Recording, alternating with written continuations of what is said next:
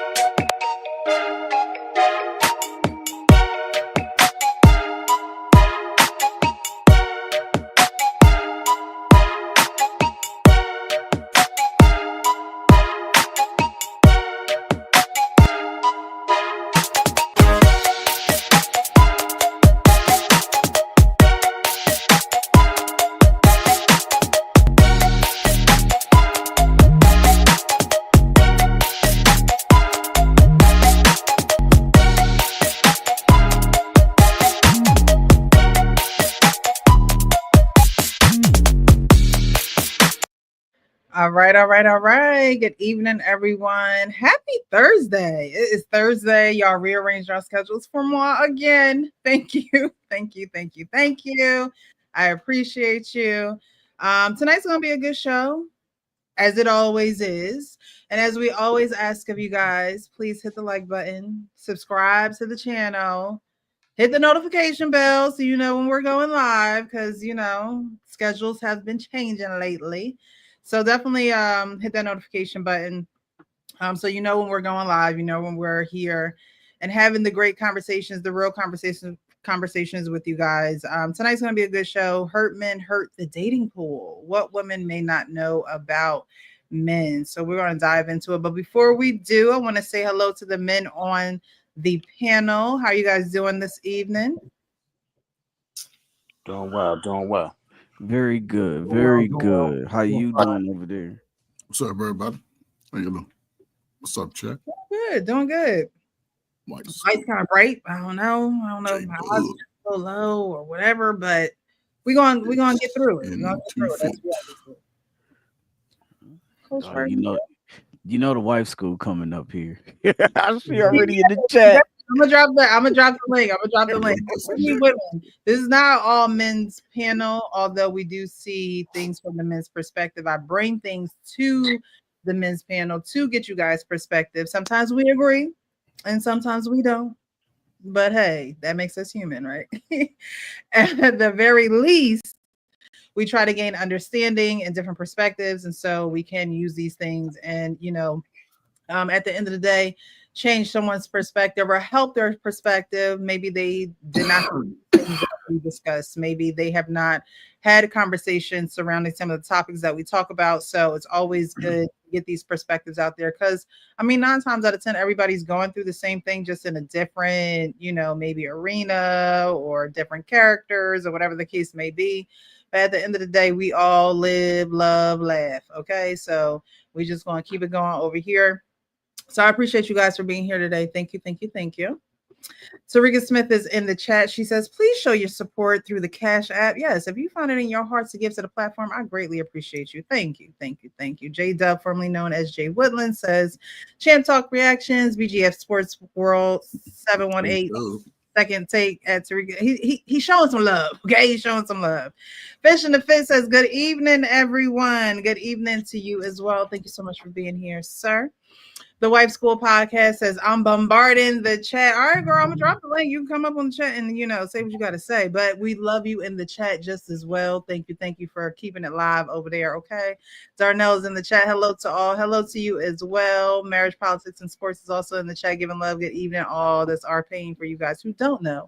Champ Talks, reaction, like, comment, subscribe. You know the vibe. He's also giving some love in the chat. Thank you, Frank.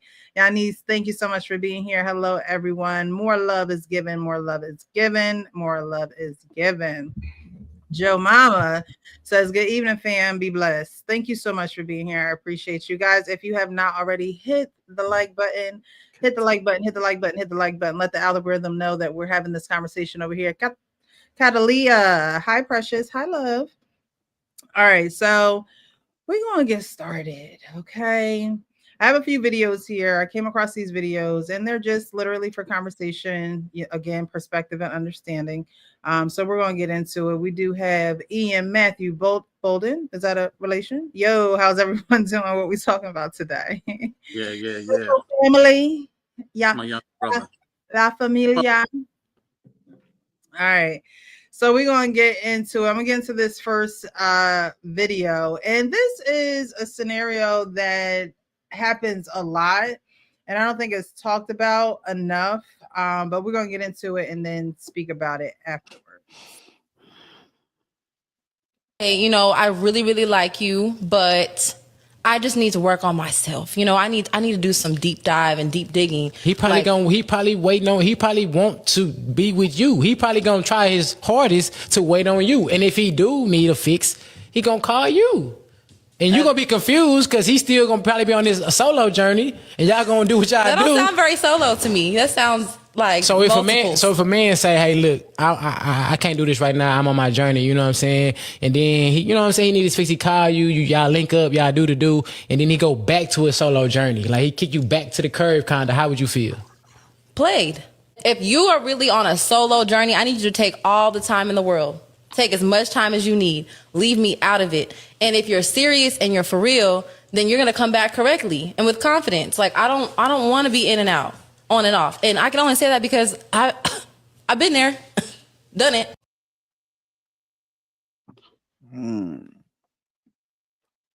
Oh, so what's good for the goose is not good for the gander, huh?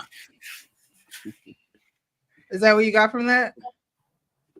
Absolutely. Been there, done that. But now can't accept somebody else doing it. I understand. We've been there, done that. Is that what she was saying? Been there, done that? As far as being in and out with someone and being on a solo journey is what she called it. And then kind of still dibbling and dabbling with someone. Which part do you think she's been at? That part. Yeah, I mean, she's doesn't like the way that it feels to her, but she didn't mind participating and doing it when it was protecting her feelings, is what it seems like and sounds like. And that is pretty pretty standard when it comes to people in relationships. Women specifically don't mind doing what they don't like done. No, that's true. You want to go? Go ahead. Go ahead, Alpine. I'll go after you. I mean, you know what? It's a lot of things can be true at the same time. What Sean is saying is true, but you have to also understand people elevate, they change. So what was good for her in the past might not be good today, and that's still legitimate. The truth of the matter is, but she can't speak for that man. Because the dude is telling her the truth. If this dude's on his journey, he might just want to get a fix. Now, there's two things. If he tells her that, she's got to believe him. Right. She can't believe what she wants to believe. She's got to believe what he tells her.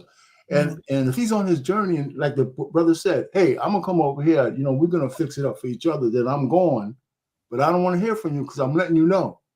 Right? So if he does that, she really doesn't have a ground to stand on if she lets him in. Yeah. He's not a bad guy for doing it because he told the truth. A lot of men are like that. So I just want to let y'all know that. Right. I agree with that. And, but also I totally disagree with she's done it before. She's been on the same side that she's trying to avoid now. She ain't, most women don't move like they just gonna run dudes through the mill. If a woman run a guy through the mill, she's already been ran through the mill. She's been hurt like that before. That's the problem with a lot of young sisters. They come out the gate too fast. They come out the gate doing too much of nasty. It's too much too fast. She's a young woman, probably in her middle 20s, late 20s. She's probably been the side chick up before. And now she's like, I ain't going through that again. I would feel hurt. But the guy, here's the thing, the problem is you know, we talk too much about it because now you don't have to even move that way. You can just tell a female straight up. If you're on your solo journey, say, look, I like you. I'm going to come through. I'm going to bring some chicken over. We're going to do what we do. Most women agree with that.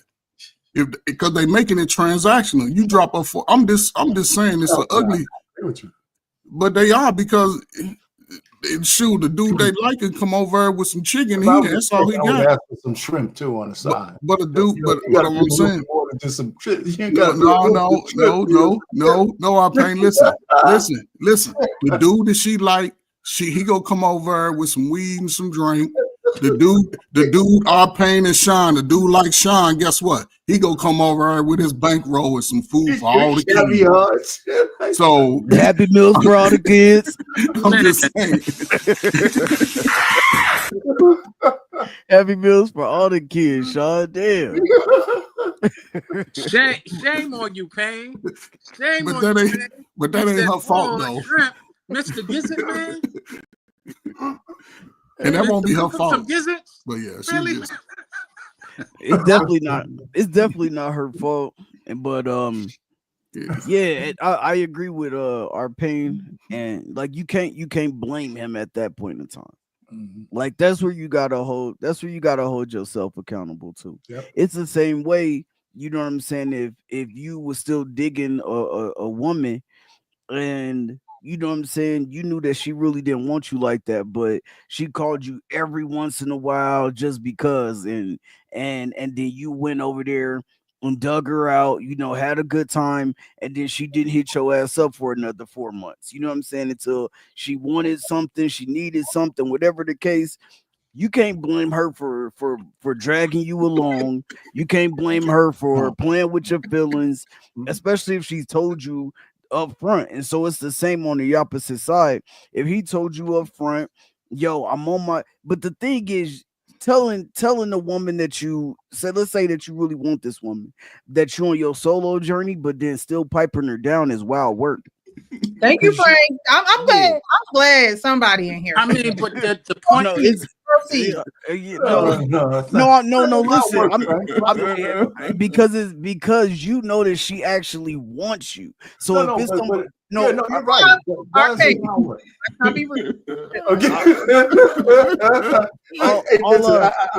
I'm not arguing. I hear him. I agree with that. I agree with that part. Yeah, all I'm saying is so two things can be true. We all know that. So on one side, she can't blame him, you know, and she has to be accountable for her actions. She got to be accountable for picking up the phone. She got to be accountable for knowing that, yo, I'm on my solo journey, but I'm coming to smash. We're gonna have a good time, and then I'm out. She got to be accountable for that. Right. On the opposite side, if you know that she really wants you, you got to get that from elsewhere if you're on your solo journey. And the only reason why I'm saying that is because that's how you get your fucking car key. Yeah, that's how you know what I'm saying? That's how exactly because our pain because you know that if you're piping her and she actually wants you and y'all actually have a connection like that, she is going to have feelings, right? Those feelings are going to be there. Something there, Frank, on that point. Let me just interject one thing on that point. I'm not disagreeing with you, but that's when it depends on the woman you have, the women you're talking about. I mean, the only reason why I'm saying this because the old man been there and done that. That was in the 1920s. Y'all just got cars. No, brother. Listen, listen. No, I'm not disagreeing. Everything you said about what you did in the 70s, it's 100%. Just hold your thought right there. Because Frank used the scenario: the girl call you up, it's been 4 months, blah blah blah. Man, let me tell you. Yeah, I got that call more than once from a chick when I was up in Buffalo. Got that call. Did you go? She said, "What you doing?" I said, "I know what I'm doing now." You know, but she would come over and we would hang out, blah blah blah. Then she would go out into this diaspora, and anytime she needed me, I was there. I would have been the one catching feelings, not her. Right. She was like cold as ice on that part of it, but she was a really nice girl. And I knew some other guys. I knew some other guys dealing with her. She had all these brothers' noses bust open and everything.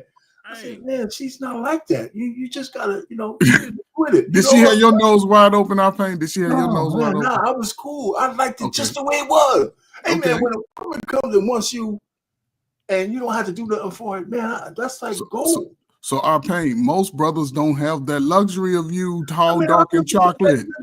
They don't. They don't. Our pain. Like you can't. But our pain. Listen, a woman can't move like that. It's too dangerous. Young brothers ain't going for that today. I agree with you. And a brother can't do the same thing because they'll bust the windows out your car. They'll throw your kids off the cliff. Hey, listen, and I know it's not good for the gander. Listen, and I know dudes that my bad, Sean, and I know dudes that I seen dudes crash out, bro. Like I seen dudes in that same situation where she told him that they were like, we're broke up. You know what I'm saying? Dude banging on her door in the apartment complex, like at nighttime, pushing in windows and shit. Like, so we can't. That's all I'm saying. I hear you, but what I'm saying is I'm not disputing the consequences of those behaviors. I'm not saying those behaviors are good. I'm just saying that when you participate, understand that's your choice. Yeah, that's why I said the accountability is on you. Right. When you sitting there, when she's saying, yeah, I'm good with it, and she's likes the guy like that, she is lying to herself. And we are overlooking that. No, we're not. No, Sean. Listen, but if you already experienced something, a trauma in your life, I guarantee you can remember that trauma and be like, I'm not going back there. As soon as you see a behavior with somebody, you be like, oh no, get away from me. I'm not disputing the consequences and the results. I'm just saying, you're saying, oh no, you're supposed to understand what she's saying. Is she telling you I'm good with it and she's lying to herself? Granted, no, that's she might recognize it. Granted, no, we didn't say that. Right. She chooses. Listen. She ain't going back to that type of lifestyle no more. Is what she's saying. Y'all talking about where she is now. I'm A not. Dude done already did her like that. She ain't going back to that. Again, what I'm saying is I'm not disputing her decision. It's a mature decision. What I'm saying is that she already did it.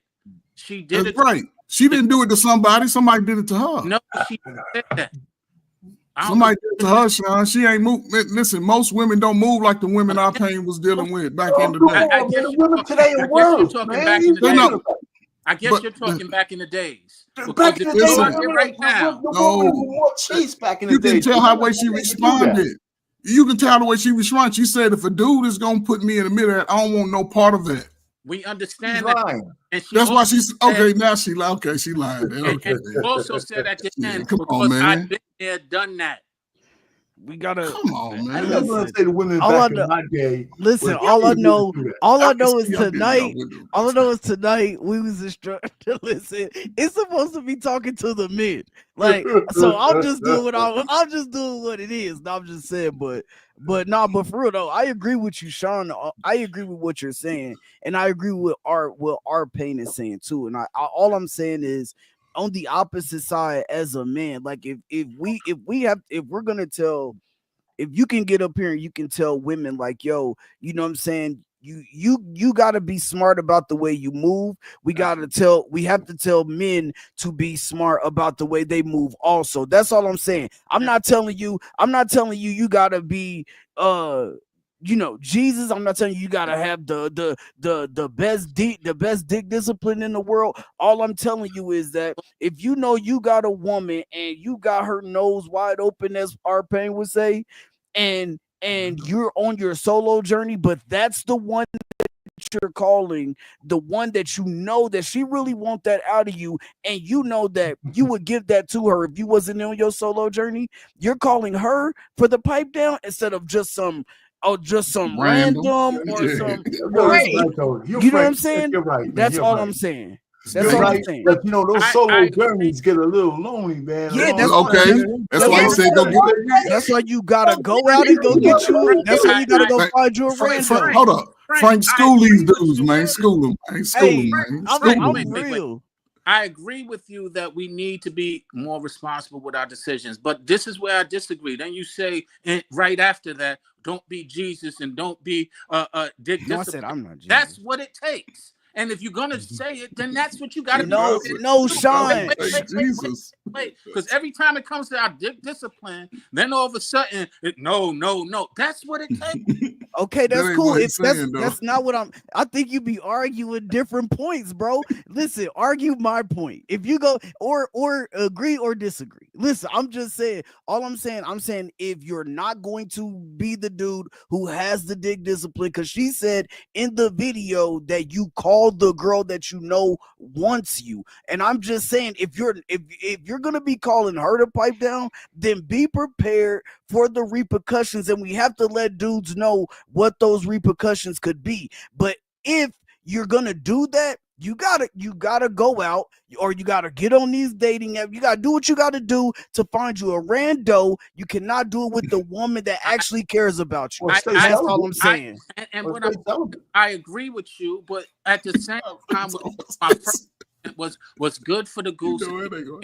Now, reason why I said that is because most people take a low-hanging fruit, women included, and stop acting like they don't. I agree. That's why I said we got to tell both of them. I agree, and that's what I'm saying. I'm saying, what's good for the goose, Right. that's my point. But Frank, you have to take into account that women lie to themselves all the time, though, too. I agree with that. I mean, they might think they have it under control, right? But they lie to themselves. You might think you have a tacit agreement with them that this is just friends with benefits and stuff, right? And they'll look at you dead serious and stuff, But there'll be clues. Like if she gets out of bed after you finish banging around and she makes you a sandwich, shit's going sideways. She's starting to feel something, as opposed to telling you to get out. I'm just saying. So you got to take those clues. Like the first time she calls you and said, "Well, I thought you was going to call me next week." Those are clues. Well, now she's thinking about you. She wants you to start to be obligated. You're right. So some guys miss those clues. You're right. And to Frank's point, they also have clues. When you start hitting raw, men are growing feelings, and let's stop acting like we don't grow feelings. Damn. I'm not so sure.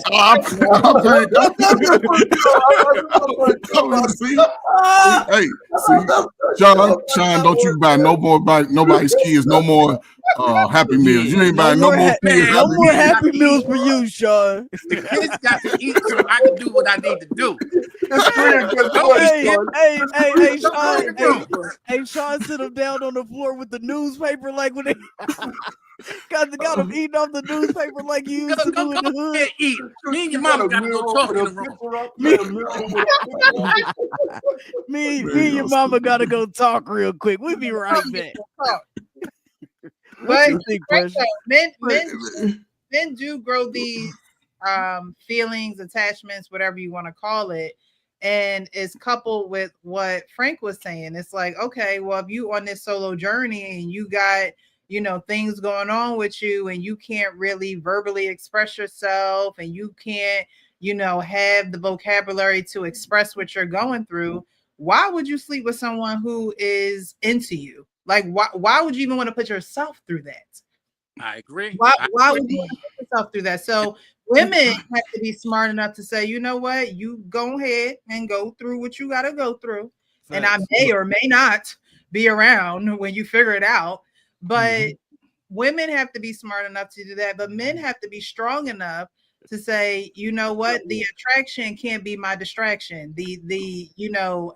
That's what my distraction is. And I know she's my distraction, yet I don't want to give it up, or I don't want to be without her, or I can't, not go a day without communicating with her. No, if you got issues, you need to take care of them things, because all you're doing is putting up a false sense of what's that saying? A man who ignites a love in a woman but don't have, any intention on loving her. Like it's almost unloving to do that. It's like you're just putting yourself in that person through turmoil. So if you got things to work out, then you need to do that. But you shouldn't try and take advantage of the situation, knowing that there are feelings there for you to then, have your release, knowing that there are emotions there with both of you. That's why women will say to y'all, well, why don't y'all go pay for it? Or why don't y'all go, be with, just get your rocks off on somebody that actually does that kind of work. Because when you start messing with the emotions of someone who, is emotionally intertwined with you, then it can become dangerous. Then that's when your windows might get busted, or that's when, she might get stalked and, he lurking around the corners and across the street and, banging on the door or yelling from the, you lousy heifer, like all of that can happen. And men, I think sometimes are naive to that. It's just like, oh no, I'm not catching feelings, or I don't, blah, blah, blah. And then you find yourself looking foolish. Men are not naive to it. Men lie to themselves like women lie to themselves. And men know exactly what's going down and know exactly what the consequences are, and don't let them fool you. They know. Yeah. But a lot of this behavior, man, listen, man. A lot of this behavior, man, has already started before most people are 21 years old. Absolutely agree. Think about what we got going on. We see it. A lot of this reckless sexual deviant behavior is already implemented before most people come out of high school. It's just sad in our culture because there's no discipline as adults. Man. How can you expect a 17-year-old boy to just say, okay, I'm gonna be a father for the rest of my life at 17? Right. He's only gone 10 blocks from his house. Even the young girls, they giving their body up too soon. And like Frank say, a 17-year-old with a lot of testosterone with another 16, 17-year-old, that's meat clapping all day. All day. Then the young girl get pregnant. The boy, he's still a boy. He's like, shit, I got to do this. There's no cognitive understanding of that process. And most people move in their behavior as adults. That's all I'm saying is we got to talk. If we gonna talk to the women like we do sometimes, we got to talk to the men too. For and sure. I'm not telling you to because that's not my position. That's not what I got to say. I'm just saying, bro, be weary. Be prepared for the consequences of your actions, and that's on both sides. But if we're gonna talk to the men tonight, we're gonna talk to the men. Right. Yeah. And what I'm saying to the men is don't give them the out of not saying it doesn't take dick discipline, because it does. Jesus went away for 40 days and 40 nights. So did Moses, and so did a few other people. And we got to understand what that means. What we're describing, what we're seeing right now is a man who got vulnerable and a weak point, and he took the low-hanging fruit, which is human nature. That's my point. You're right. It's human nature. That's what we're fighting against through all things. It's human nature. That's what discipline is. Being humane. Right, Marcus. If not humane, you're a savage. No, I get what you. I for sure get what you're saying, Sean. I for sure get what you're saying, man. It's just crazy. It's just crazy. So do y'all think most men, as they develop, and especially in their 30s, or you think that a lot of men just moving in hurt, or misunderstanding, or because I've seen there's some stuff going on right now where dudes are emotional. Let's define men hurt. I mean, hurt when it comes to a woman, because you can hear a man that they speak from similar to this young lady's conversation. If a woman is on that journey, our pain, like you just spoke of, and she meets a guy and he likes her and everything, and she still moving like that in her 30s and 40s, how do a guy in that same age group respond off of that? Because most dudes ain't gonna get played. I feel like they're getting played because a lot of people move in their feelings, and some dudes are new to getting coochie. What it is, they late bloomers. So a late bloomer ain't ready to give up nothing this early in the game. But so let's put it this way though, Ferg, right?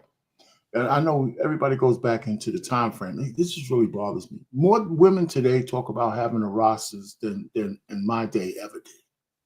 Yeah, of course. So more women talk like that. They talk about rosters. They talk about paying for me. They talk about selling box. Yeah, just out loud, man. It was like, and our pain. They have a roster. So what I'm saying is, women who have rosters have built up. I hate to even say it because it denigrates men. They built up a man-like behavior.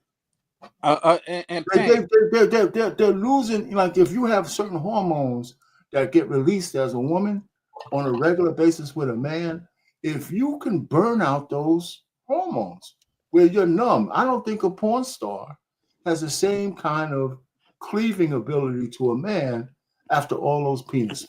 Pain. Right, Yeah. so you could burn it out. Well, Right. let me just finish. So, if the average woman has more sex partners than the average man these days. I don't think that was true in my day. Those things are true, but today, the average woman who's out there on her own in her 20s, I think she's had more sexual encounters than the average man. Well, Pain, I'm not Of disputing that. course. I literally just had a I'm not conversation with my mother over the last couple of days, right? And we were speaking about her generation, which is beyond your generation. And to your point, it wasn't spoken about, but it was being done. I know that, but we're talking exceptions. That the average woman wasn't like those women you're talking about. Of course, there was whores all through history. I'm not talking about that. Hey, what I'm trying to share with you is I'm speaking to my mother literally, and she's speaking about her girlfriends, and she was like, you know what? I didn't realize how far they was out there at the time. I now realize it because there was hints right in my face, but they were being disguised. So And what's the point you're trying to make? That Right. the women back then were fucking the way the women are now today? And you know the old school saying that women started out with the old school saying. You guys, every Birds time of a somebody feather says flock something like together. that, you keep discarding the fact that in 1960 the pill was out there. The dangers of getting pregnant and the inability to get rid of it was a whole different category. hey, Women were just naturally more cautious in what they were doing. So yeah, I mean the point of that there were whores back then doesn't matter to what I'm saying. The rank and file woman wasn't like that. I mean, we're just ruining the conversation. Can I give you some schooling now, Mr. Old Guy? And you're not that old. When she was talking, she was actually talking about her father's generation, who went to World War One, who went to World War One as teenagers, and married and did came back, and she was sharing about when they were away. Doesn't matter where they were. Okay. I'm trying to say what's the point you're trying to make? The point that I'm trying to that make women were stroking back then? Okay. Yes, they were. And they weren't. Nobody said they weren't. So we're saying they were stroking the way the women are stroking today? Or are you saying that? Are you saying the rank and file chick was stroking back then the way the women are stroking today? I mean, that's the only question that's relevant. Nothing is as of yesterday that is like. Come on, sir. Stop it, man. Stop it. You think y'all stop it. Y'all confused the hell out of me because y'all act like you confused. This is what happened. Y'all act like natural transition or inflation doesn't happen. Yes, they are doing it more. If we are sitting there putting it on the scale and comparing inflation versus it's the same type of it's the same gap that it is. It's just in a different time frame. No, we have more men now. We have more men now who are stroking in ways that they wasn't stroking back then. We have more men now. No, Pain, let me finish. We have more men now who are not getting married and having children than back in the day. So stop playing with like y'all don't understand. No. Listen, if you're so you're going back on what you're saying. You're saying that it's equivalent. The only thing that's difference is scale. That's what you're saying. You're saying the women were exactly the same back then as they are now. I don't use oh man. But I hear you. I do hear you, but then that goes against. Wait a minute. When you said what you want to say, I'm trying to get to you, trying to bring us. Let's make the tie. Every time I say that the nature of women don't change, all the young motherfuckers try to hang me in effigy, right? They hang me every time I say that. They say it's different, but it's different when you was back then. Women weren't like that. Blah, blah. You weren't like that. Your shit was easier for you. Blah, blah, blah. And you're telling me the women were just as much hoes back then as they are now. No, it wasn't. I didn't stutter. Oh, Sean, come on. Okay, well, how come you won't never defend me when they're kicking my ass? Well, I actually we're sure that when I'm making these arguments. Because what's being argued is the scale, like you just said. Now the scale, it's the same. If you're gonna scale it, but is it different? It's absolutely different. But women used to be a lot more secretive back then. Give me that. Women were a lot more secretive. Yeah, they was a lot more secretive for sure. Men, when they got somebody pregnant, they used to marry people. That doesn't happen anymore. And it's similar to the scale. But All right. but you, so All so right. would You you know, so Sean, so you know what, so switching it to hear you. today, I hear you. today's time scale, and we say the men are similar age, you think 16, 17-year-olds gonna marry each other? Because today both the average kid is early. If you go back the last 25, 30 years, the average kid was coming before most people was coming out of high school. So you think 16, 17-year-olds gonna get married with already broken fathers, broken families already? You think that's gonna be? You think that could be a thing? That's why I'm saying the scale is different because the behavior is the same. The What behavior?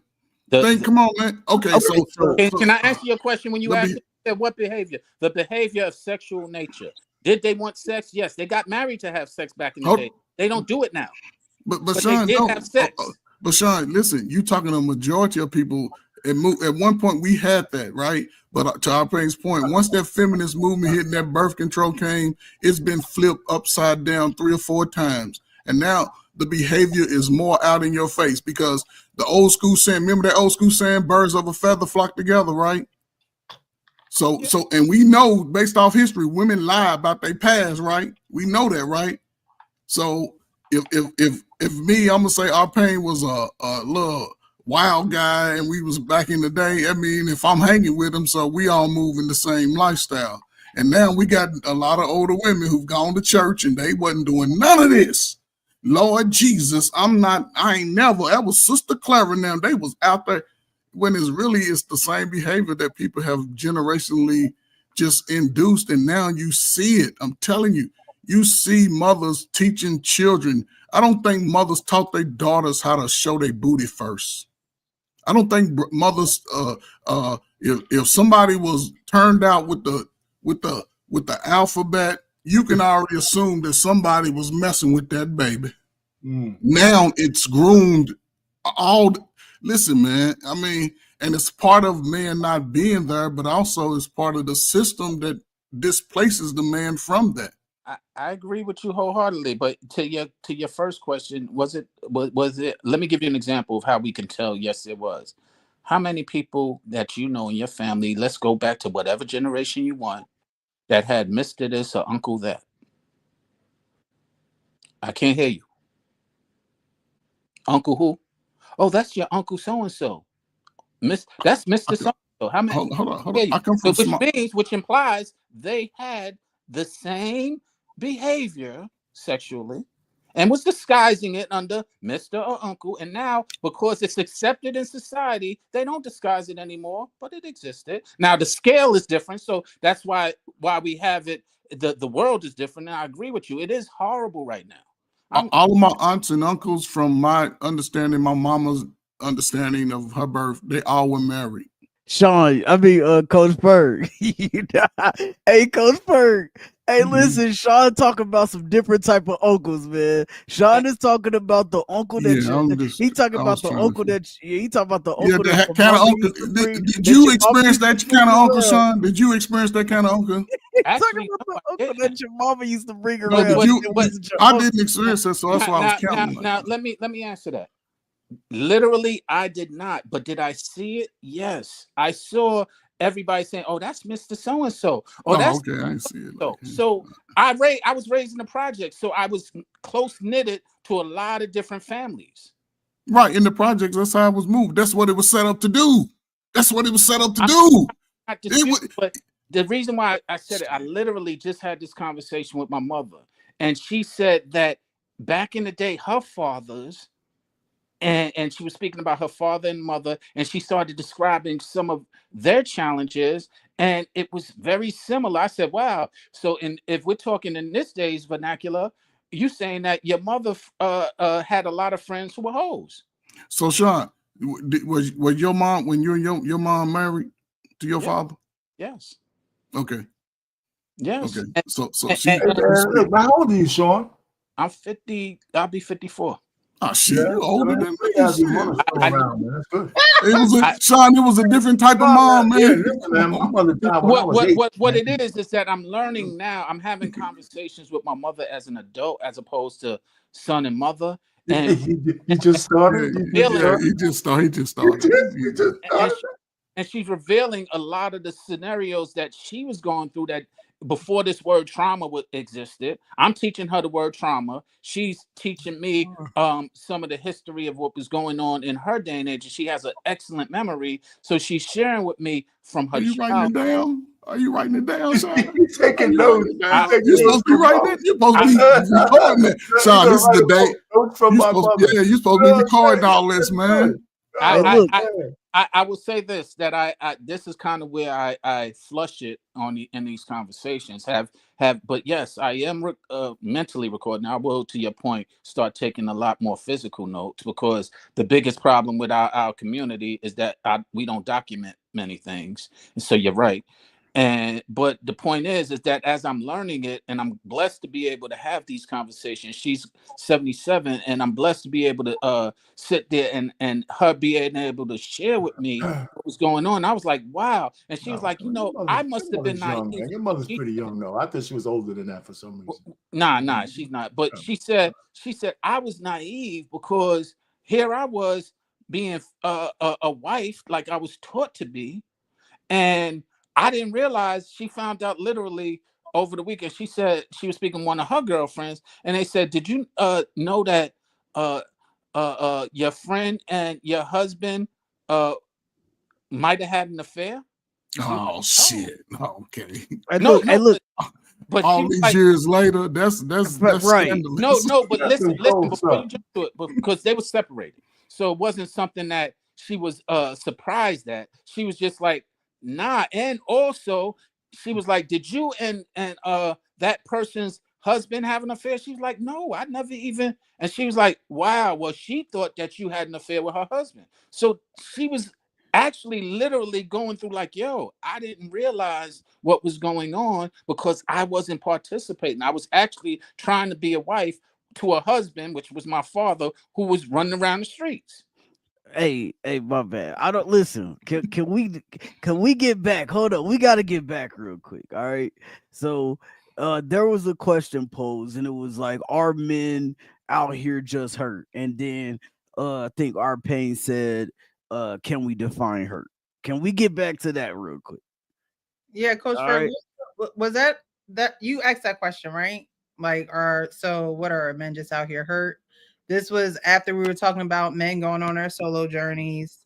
However, still kind of, um, I guess you could say stringing along the girl that has feelings for him and things of that nature. And you asked a question and you said, "So, what are men out here just hurt?" And our pain said, "Define hurt or male hurt," right? So first we have to do that. What would you guys define male hurt to be? Because men don't hurt the same way that women hurt. So what would male hurt be defined as? I mean, I can't really so much define it, but I can tell you what it looked like, at least how it looked when I first got hurt. You know what I'm Well, saying? Cause shit, based on your perspective. yeah, cause I'm saying, cause I was out there, I was living, having a good time, didn't really want to settle down or nothing like that. Found a girl, like, damn, you know what I mean, doing my thing, high school sweetheart, and then next thing you know, I'm like, damn, like, oh shit. You know what I'm saying? Her god sister liked me, so she told me some shit. And I was like, damn. So after that, it just went to straight for about a good 5 years. Like, I'm like, at that point in time, I just didn't give a fuck. Like, who was in my way? Like, real life. I didn't care who was in my way. Like, we was gonna do our do. I wasn't gonna worry about your feelings. I wasn't gonna worry about none of that. All I was gonna worry about is what I wanted out of the deal, what I wanted out of the situation, and then I was gonna go. Like, I didn't give a fuck about nothing. Like, I shut my heart off to all possibilities of of having any type of feelings, not just dead ass. Like, anytime I thought that I was getting close to catching some feelings, I cut that shit off so quick.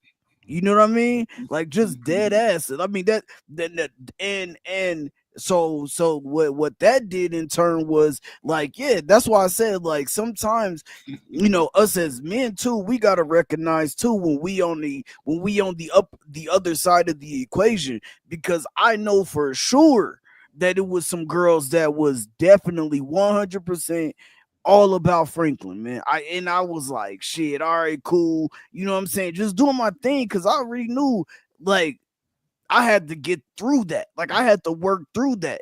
But you know what I'm saying? But I can easily admit I dig discipline. I wasn't thinking about that. That was the last thing on my mind. Like, you know what I'm saying? But at the same time, I just didn't like I I really just didn't care at that time, like in my life, bro. She hurt me bad, and I was like, fuck it, I'm done with feelings. Well, it's okay. So what you say? That's why I asked the question. Your answer is exactly what I was looking for. I mean, if you guys can hear me clearly, I think I have a delay. We can hear you. Listen, that's exactly what I was talking. Men steal their heart, STEEL, when we get hurt. We steal our heart. And because I know when it happened to me, after the chick, you know, and I got broken out of it real quick because my frat brothers they ragged my ass so much. I was either gonna melt into oblivion or I was gonna take it out on the world. And so I must have told that story before, but I was 19 years old. And you know, in retrospect, I thank God that happened to me while I was so young. Facts. I was 19 too. Thank God I wasn't as young as you, but thank God it happened to me when I was so young because I didn't have the tools to really damage myself.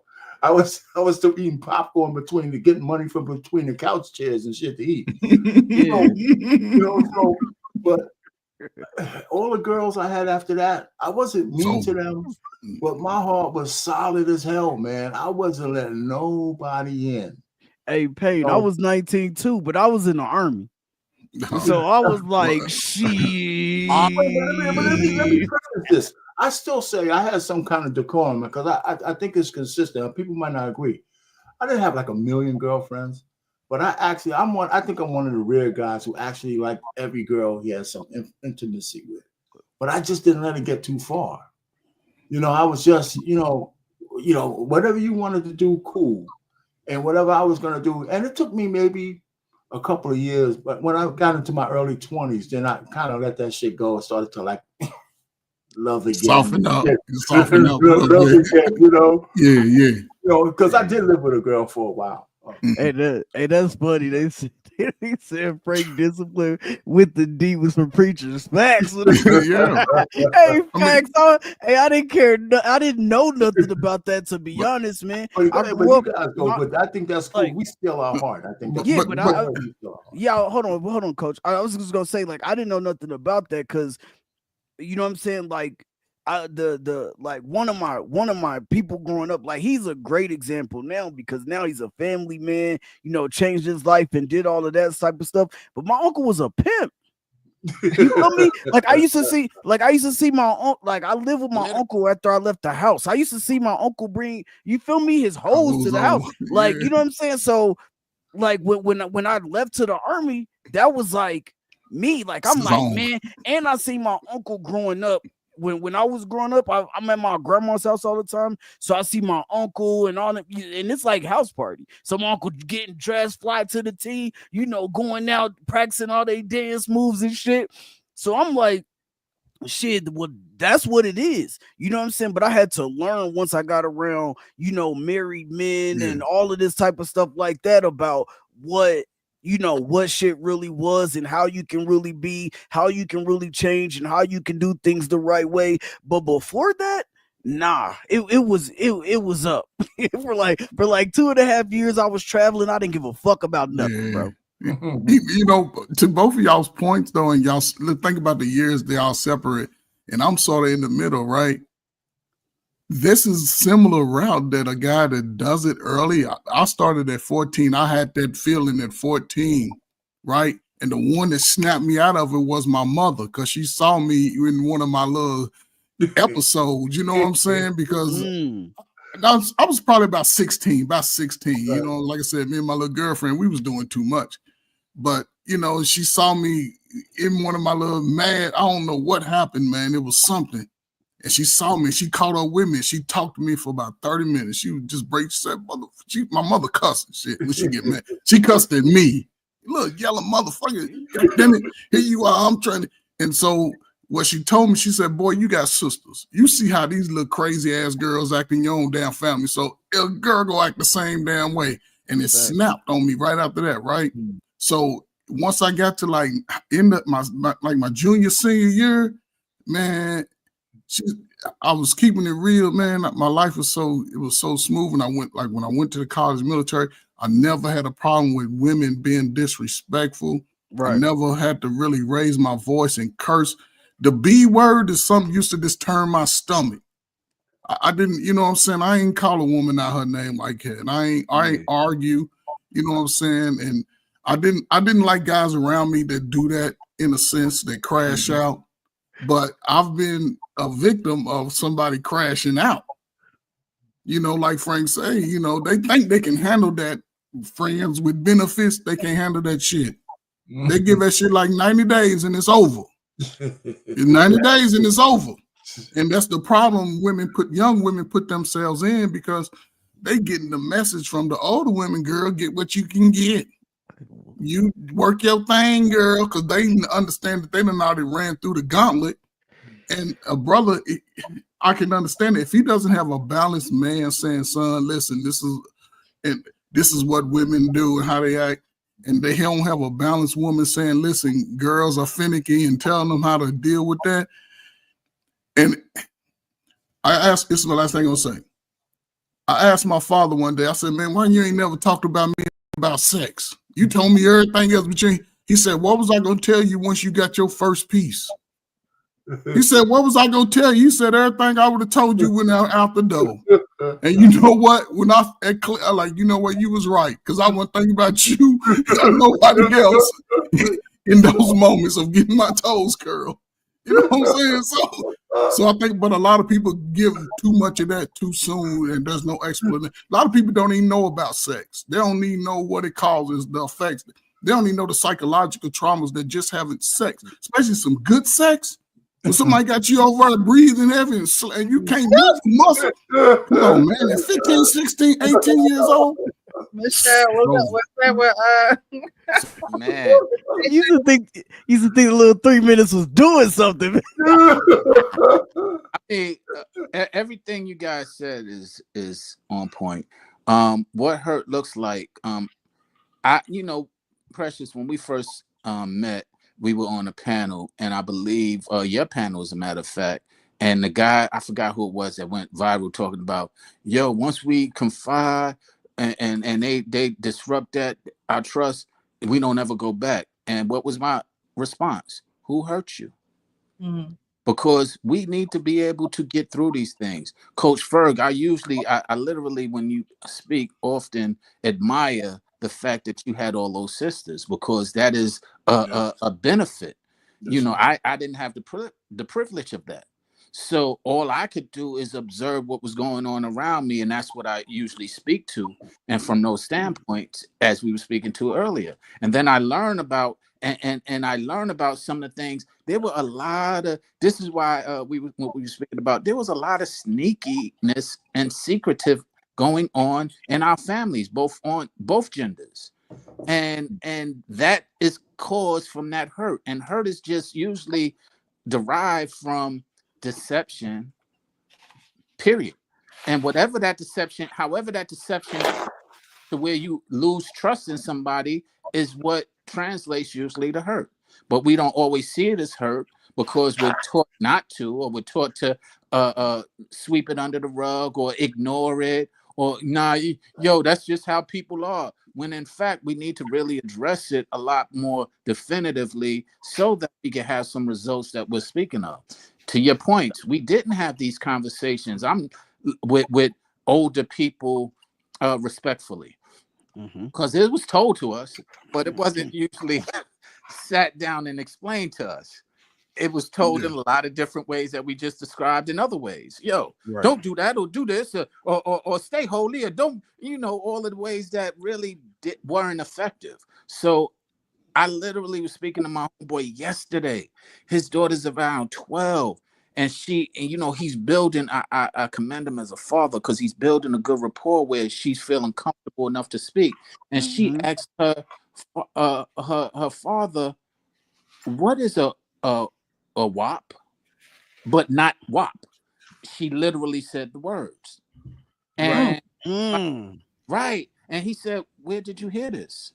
And she said, "The girls at my school was talking about it, and this, that, another, to the points that y'all was making earlier. This is what the results of how open it is now have come to. A 12-year-old is sitting there asking her father, what is WAP?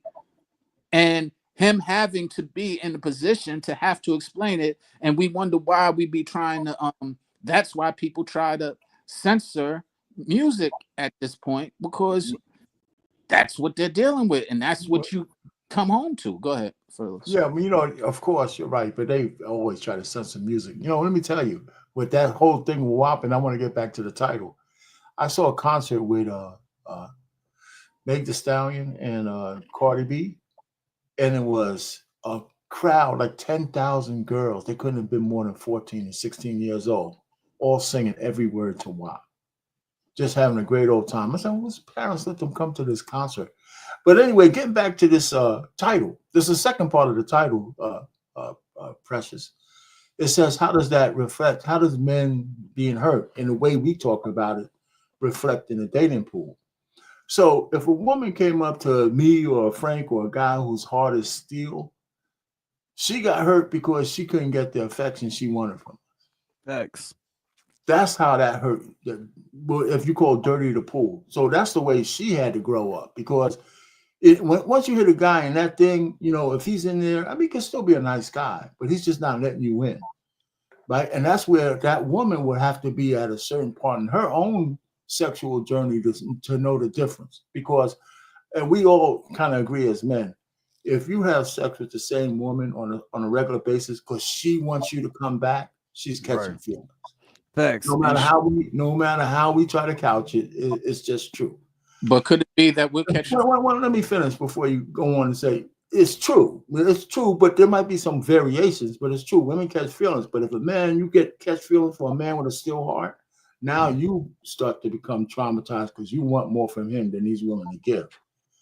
And if he doesn't come straight to you and let you know that this ain't going no further, whether you hear it or not, the longer that takes, and sometimes it might take more than a few years. And sometimes, if you like them that much, a woman will stick around.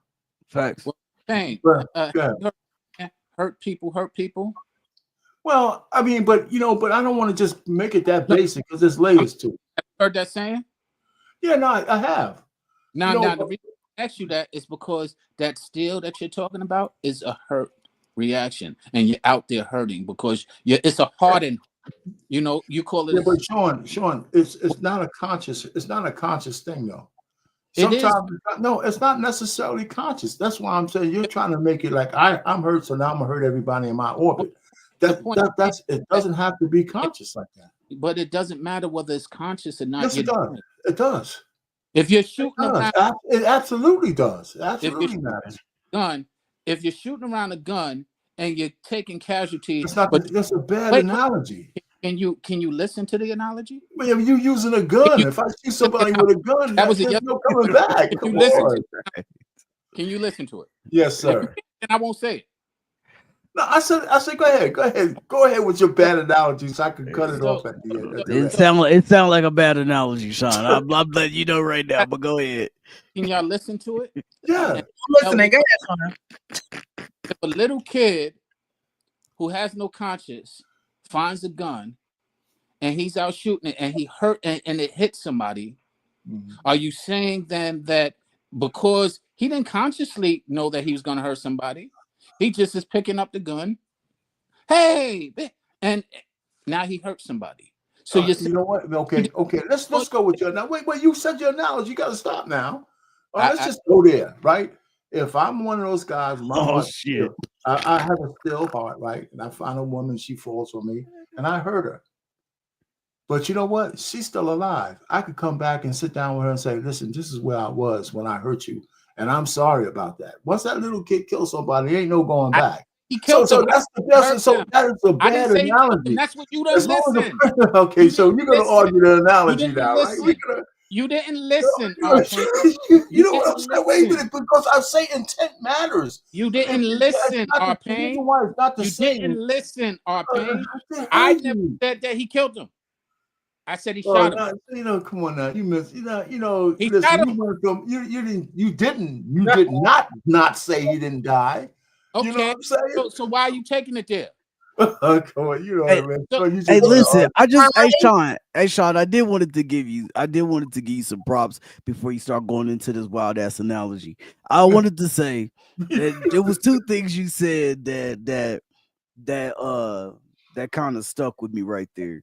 So along I would say along like my journey, what made me, kind of start turning, I guess like turning the corner and trying to figure shit out, bro. Was one like my like wanting to see like the outcome for my daughter. Mhm. So like when Ferg says like his sisters and all of that type of stuff like that, so that would be one of them. And then I think for a while, I think groupies. Like I know that sounds wild, but it took a while for me to be like, because of what I was doing at the time, Right. seeing the way that some of my friends approached that whole situation and trying to decipher like, damn, like which side of the ring I want to be on. You know what I'm saying? Do I want to be, but that the whole dynamic. And then, after experiencing, putting somebody else through what I like, what I felt like I was put through, once that whole thing happened and I seen the effects of it, then I was like, gotta get my shit together. You know what I'm saying? At the end of the day, like we all gotta mature, we all gotta grow up, we all gotta figure things out. And sometimes, like sometimes it might take you a while to figure it out. You know what I'm saying? And you're gonna have to go through the growing pains, and it sucks. You know what I'm saying? Just in real life, bro. Just as a person to person, it sucks that there is casualties of war, so to say. You know what I'm saying? You know what I'm saying? There along the way there is casualties of war because those women who actually cared about you, who actually loved you, who actually could have been, possibly good for you, your wife, whatever the case may be. And this is where it comes back to the video, is because when that guy was going back to the woman who wanted him and he knew that he wanted him, bro, that is a form. I'm not saying it's his fault, it's all his fault. That's a form of destruction. You know what what you're doing. What you're doing, just like she knows. As far as she's answering the phone, sure. She's picking up, sure. She's letting you come over, sure. So she has to take accountability for that, just like I said in the beginning. But the fact that as a man or as a leader, as we're supposed to be, you know that she's going to answer that phone. You know that she's still in love with you. You know that she still cares about you. I gotta get over this hurt. Give me a second, but I'm calling you to right. But I'm calling you to tap you down. I'm calling Uncle Rick on you. And Hey, then, I give accountability on both sides. I'm an equal accountability partner. and then Sean, I don't disagree with what you said. You're right. That's the point that I was making to you, Arpain, when you said, "Oh, you did it unconsciously." No, you knew what you was doing. No. It could be unconscious because okay, you could be wanting to go on this solo journey, right? And not totally unconscious, but you could be wanting to go on this solo journey, and this woman likes you and things of that nature. And as long as she's answering the phone, everything's fine. In your mind. When it's in his mind. Right. But as soon as she stopped answering the phone, as soon as she's not picking up your phone calls anymore, as soon as she, goes no contact with you, now you're hurt. Well, not necessarily. Can we in fairness say that if he was picking up the phone, he liked something about her? Well, Well, let's we think know of he likes her because he won't you He won't let her go. exclude her from the solo journey. Like we know he Right. likes her, but that's what I'm saying. Won't You let know her what? ass go. Sometimes people gotta understand that there's actually layers to men. Mhm. We actually have layers. And it's not, I know we're straightforward about the sex part, but we do have layers. But that's when I say it's not unconscious, doesn't mean that I don't know what I'm doing. It means that I don't necessarily purposely want to hurt the woman. Right? I think that makes a difference. There's Yeah, guys out there who don't care if they hurt somebody. yeah, Right? but are you moving with intention or not? If you say you want to go on a solo journey, yet you still go back and forth depends to on what her, the journey is. you're not saying, "Oh, I want to hurt you by doing this," but does your conscience not say, Can't hear neither one of y'all right now. Y'all talking over each the other. journey, Precious, is that I want to be celibate and I'm looking for a wife. That's one thing. If the journey is I'm on my purpose to get, some kind of business started, which builds up pressure and all that kind of stuff. That's a different go to journey. the gym, mean, go kill a bear or something that's like. No doubt, like, man, got to go to the So gym. pressure. that's a You very valid point. But basically, what you are condoning and what you I'm are, not condoning. I'm not condoning anything. yes, you're condoning selfish behavior, and that's why we are in a lot of the places where we are. No, I mean, there's a word called nefarious, and the word nefarious is there for a reason. And some people are nefarious and some people aren't. And that's why I'm saying once you come to the realization on what you're doing might be hurting somebody, Thank you. I would expect that guy to say, let me pull back and let me be honest with the woman. Listen, I gotta pull back because of XYZ. Hey, but you know what? It was pretty good about it last. Yes, please. But most men ain't gonna do that. We know that. Yeah. Most men, if he's already if she gives up the cake. I'm seriously asking you the question. Can you define the word nefarious? Yeah, I can, but I'm not gonna go through a spelling contest. That's why No, it's not. Pain. You use the word. I don't know the word. I'm asking you to define it. You know what? Instead of me just doing it from memory, you want me to go Google search it? I don't care what you do. You used it. I'm trying to understand it. If you don't know what the word nefarious means, okay, go ahead. No. Let's keep the conversation going. So, you know why I'm going to look this up as opposed to paraphrasing? Because there's a definition for it right in here. Yeah. So I'm not going to paraphrase. That can come later. Go ahead. Move forward. That's what I'm saying. It can come later. Go ahead. Continue, Precious. I forgot what the topic was. You're right. Y'all did twisted and turned this conversation so many damn times. Precious, what was the last comment? Because I was going to say something and they got the nefarious. About a man intentionally. A man doesn't intentionally hurt a woman. If a guy hurts a woman, to me, he's intentionally doing it. Oh, that's bullshit.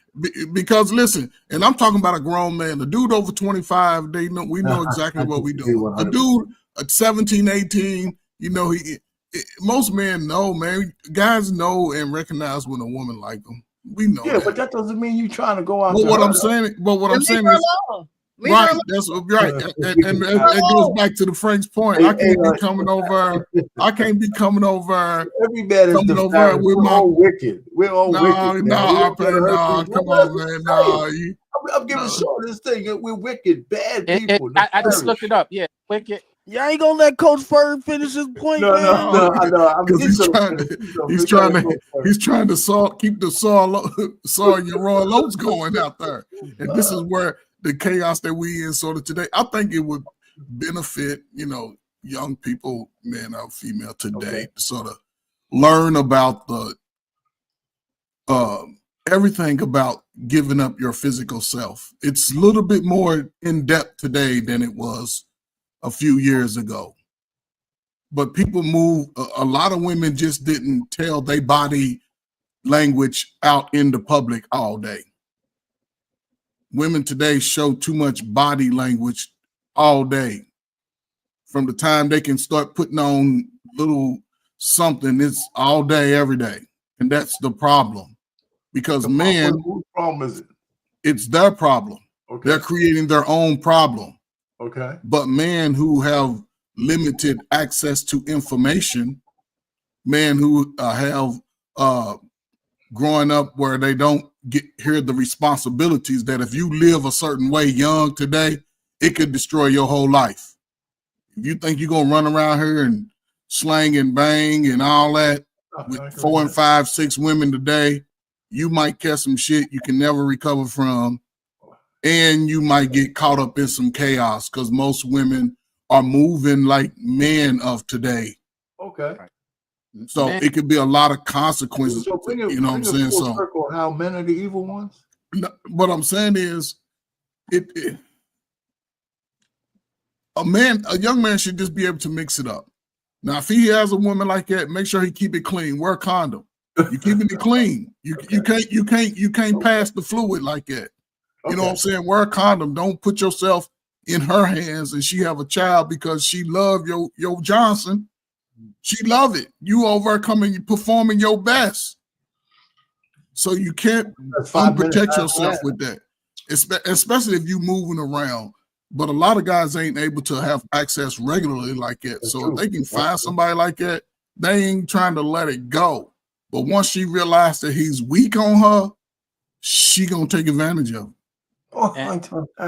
If she realized that if you gonna move like that, you got to move like Frank's uncle did. You got to always be in control of your feelings and emotions if you moving around like that. You're lending to something I was about to comment. This day and age, men have pimp and hustle mentality, and women have pimp and hustle mentalities, and women have hoe and hustle mentality. And but they don't have pimp mentality. A men pimp always got that bread. A pimp didn't bring no feelings into how women acted and treated. A pimp would move on. Okay. Remember, the pimp game is you chose me. So it ain't the same as that. They're a little bit more emotional. The mentality don't mean that they know how to practice it well.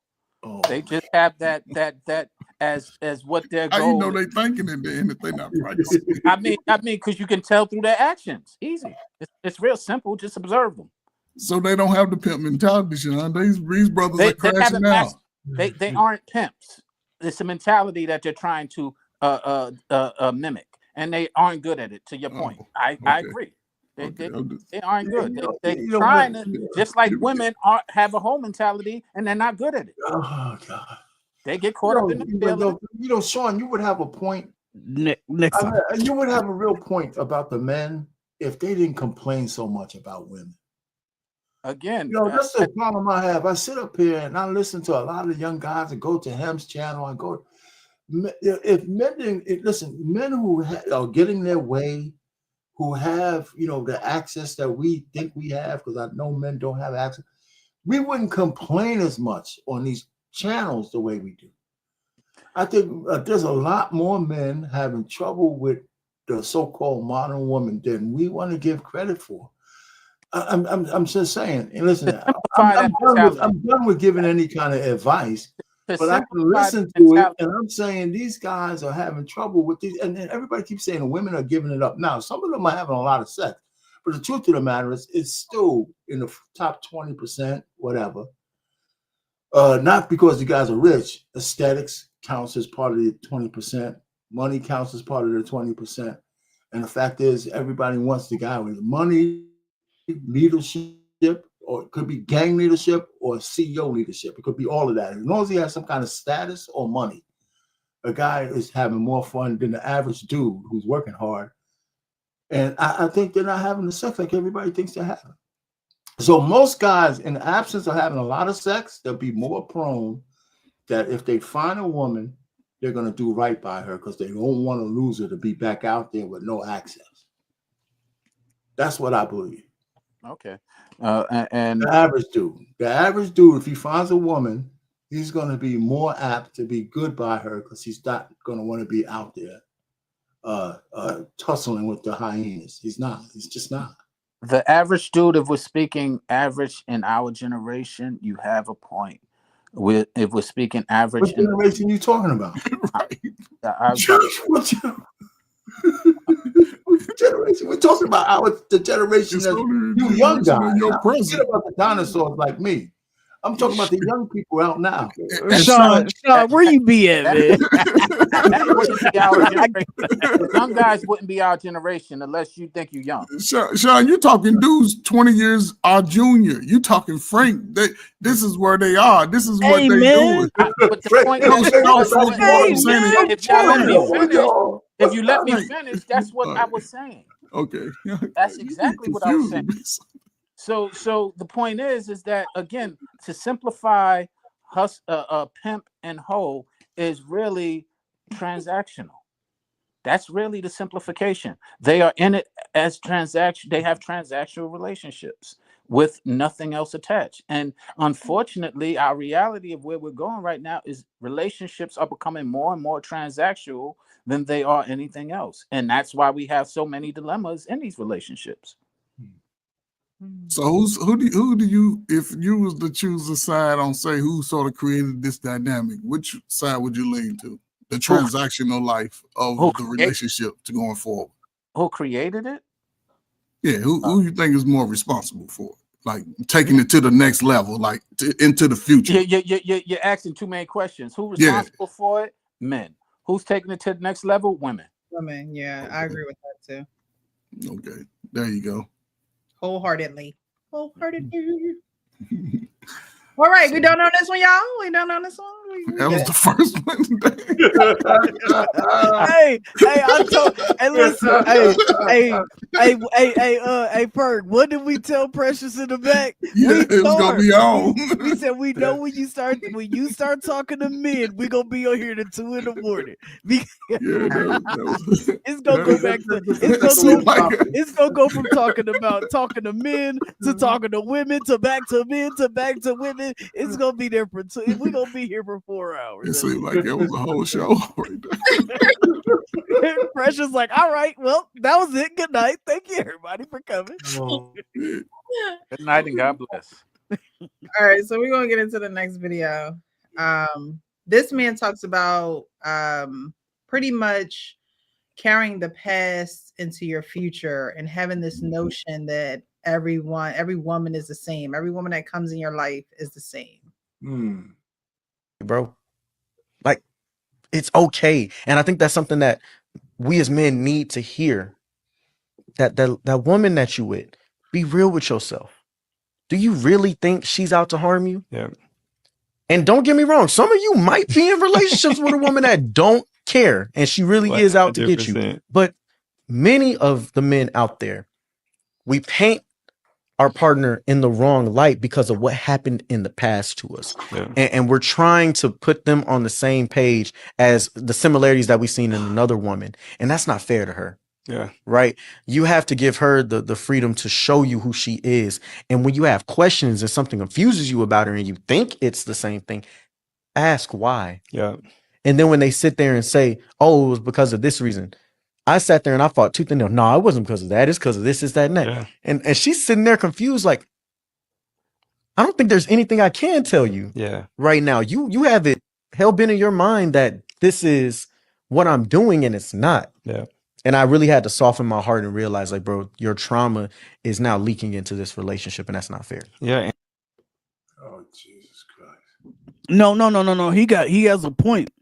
I just watched the Stevie J interview on another platform, and he was just talking about the fact that, and everybody know, I mean, if you know who Stevie J is, you know his track record with dating. He said, yo, I never trusted a woman because I couldn't, like, my mom left me when I was 6. He said, so like I never trusted her until, he said, I didn't see her from the time that I was 6 until I was like 38. And then when I seen her after that, shortly after that, my mom passed. And he was like, but I never wanted to ask her about why she left us, me and my 5 siblings. I never wanted to ask her, but it took a hold of every relationship that I had with a woman. I never trusted a woman. And you see, he didn't have Faith Evans, he didn't have Jocelyn Hernandez, crazy ass. You know what I'm saying? All these different women, and none of them, Mimi, none of them relationships worked out because he thought every woman was out to hurt him. And I know that for a while, for me, it took me a while to notice it.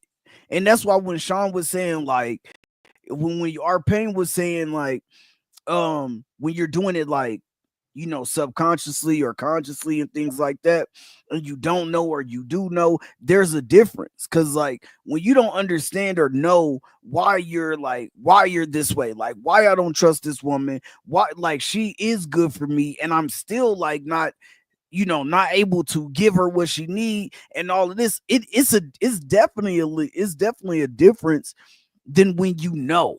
Like, when you know and you're just doing it, then there's definitely a difference. But when you don't know, like, why you just can't get shit together, why you can't get it straight, like, until you do some real shit, like, really look into it, like, really look into yourself and figure things out, then shit won't change for you.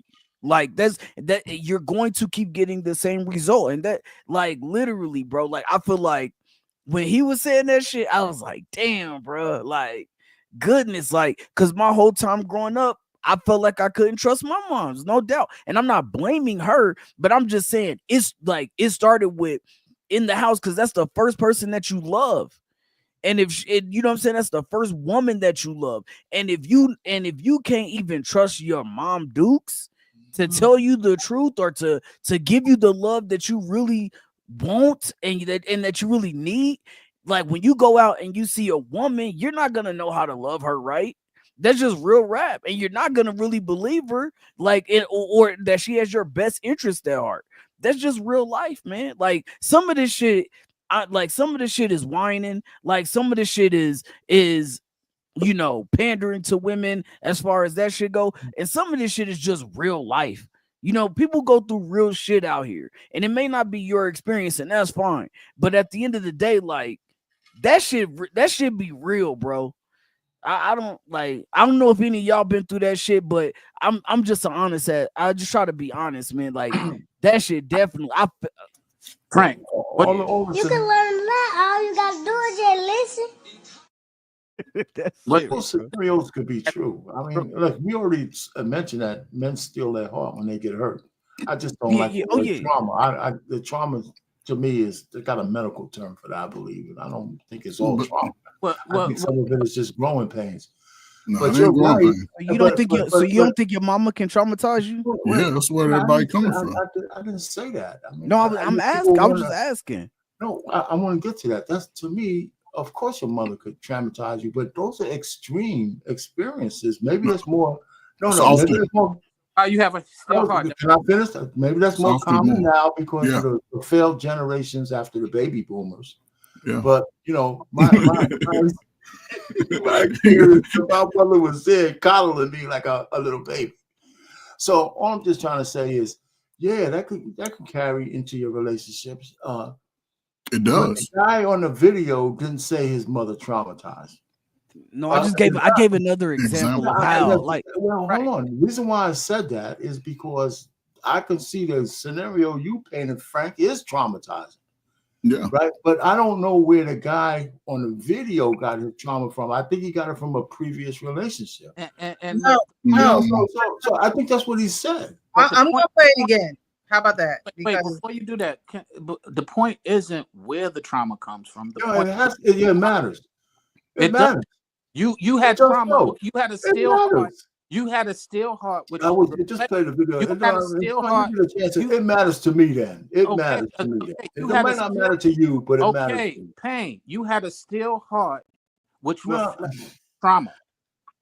You got it from a girlfriend, but you were still traumatized. Nah, it's not. There's layers to it, man. There's layers to it. If my mother left me, it's not the same thing as losing a girlfriend, man. Yeah, but we have somebody. But our pain. So I think this is where men fail. I think that you don't look at the root of what's going on with you. You just it just all just piles on, and you just keep going on about your day, about your life, about your month, and about your year, and you don't actually get to the root. Your mom failing you can definitely cause a decrease in successful relationship. I agree. And that's different than a girlfriend leaving you. Invested time. That's different than a girlfriend leaving you. And your woman that you right, but it links back to your mom traumatizing you, leaving you, not being affectionate. I mean, he's equivocating a mom leaving you to a girlfriend leaving you. I don't agree with that. Oh, what I'm saying is they're both traumatic, and you're sitting there. They're not the same level. There's different levels of trauma. You to tell me they're the same, I don't agree with it. Why don't we just move on? I'm not going to agree with that. It's part of the problem that men have. No, I just think it's bullshit. That's all. Well, that's part of the problem that no, men it's not have. part of the problem. It's not. It's only a problem for me. It ain't a problem for you. It's a problem. You then reflect it into the world. I'm gonna tell people who deal with me that that's not the same kind of trauma. It's bullshit. If you lose a girlfriend, it's not the same thing as your mother walking out on you. That's just but listen, can I jump in? The girl walked out on you. But real quick, everybody has a valid point. I'm gonna speak from a position where I work with young men, right? When I work with young men who've experienced, and I've been saying this for a while, a lot of these sort of psychological issues for the both men and the women is coming out of the home. When a lot of these boys, man, when they turn 14, 15, man, they have no supervision. They have nobody encouraging them. They out here and can do whatever. They can hang out all night. They ain't got to go to school. They don't have to do nothing. Their parents don't even talk to them. Don't even go in their room. They don't have no expectations of them at all. None of them. And when they get into these relationships and when they see how these women have the same behavior as their mama, and he wants to be in a relationship, but that same behavior. Suppose the guy's mother wasn't fucked up. Suppose the guy's mother. Hold on. Suppose the guy's mother was there. You still can get fucked up by. You still can get fucked up by. You can get fucked up by. Why was your pain? Why was your heart? Why was your heart still? Why was your heart? Was it? What was the problem? Because I lost a girlfriend. Well, then you got hurt. But it wasn't your mother could hurt you. Your girl could hurt you. Your cop could hurt you. But the same levels. But our pain. Listen. But our pain. You didn't come from a home either that a mother hurt you coming out the home. So when you get making that connection. But that's why the guy in the video didn't talk about his mother. No, he didn't. Bro, it's an exact. Bro, it's extra It's just extra content. No, because add the rest of this shit. Bro, because right off of the bat, when we were just talking about it, bro, you just said there's layers. So that means that means one thing over here can be no layers to it. No, who said nobody said that? Nobody said there's no layers. So like we're just saying that there's layers to it. You can absolutely be hurt by a woman and take that into another relationship. And that is taking trauma into another relationship. Hurt by your mama. Exactly what that is. Or it's just but there's, like I'm saying, when we use the word trauma, right? Some trauma, you can get rid of that trauma in that relationship. Some trauma needs other. Is there trauma in hurt? Is there trauma in hurt? Can we just identify what's going on? I'm saying that right if now, you took the trauma that your mother abandoned you in a new relationship, just working it out with that other girl ain't the same. You got to the fact but if that girlfriend is exemplifying the same behaviors that he saw from his mama, a lot of black people's parents lie to them in their face about dumb shit. They'll lie. The father's trying to call, but daddy ain't trying to see you. I hear you guys. They lie, man. I think we're conflating things. If you're saying trauma equals trauma, let's move on. I don't. The real problem right now is that you're triggered by the word trauma. Out there. Let's be clear. You're triggered by the word trauma. You don't like the word trauma being used in the places that we're using it. That's on you. I just think the word's overused. That's on you, though. But I said it's on me. I said it's on me. That's why I'm saying we can move on. You're trying to conflate. You're conflating it because you're triggered by it. Nah, You're not tripping. recognizing. I'm just thinking that everybody overused it. You know, people do overuse words. I think trauma is one of those words that gets overused. Our pain, the generations after you ain't as strong as the boomers, man. Oh, we didn't own that. I'm telling you, they don't identify it until years later. Like, oh, it's trauma, and they hold on to that. Our pain, like I said, you got snapped out of it. You got snapped out of it with a conversation. A lot of people, but our pain, listen.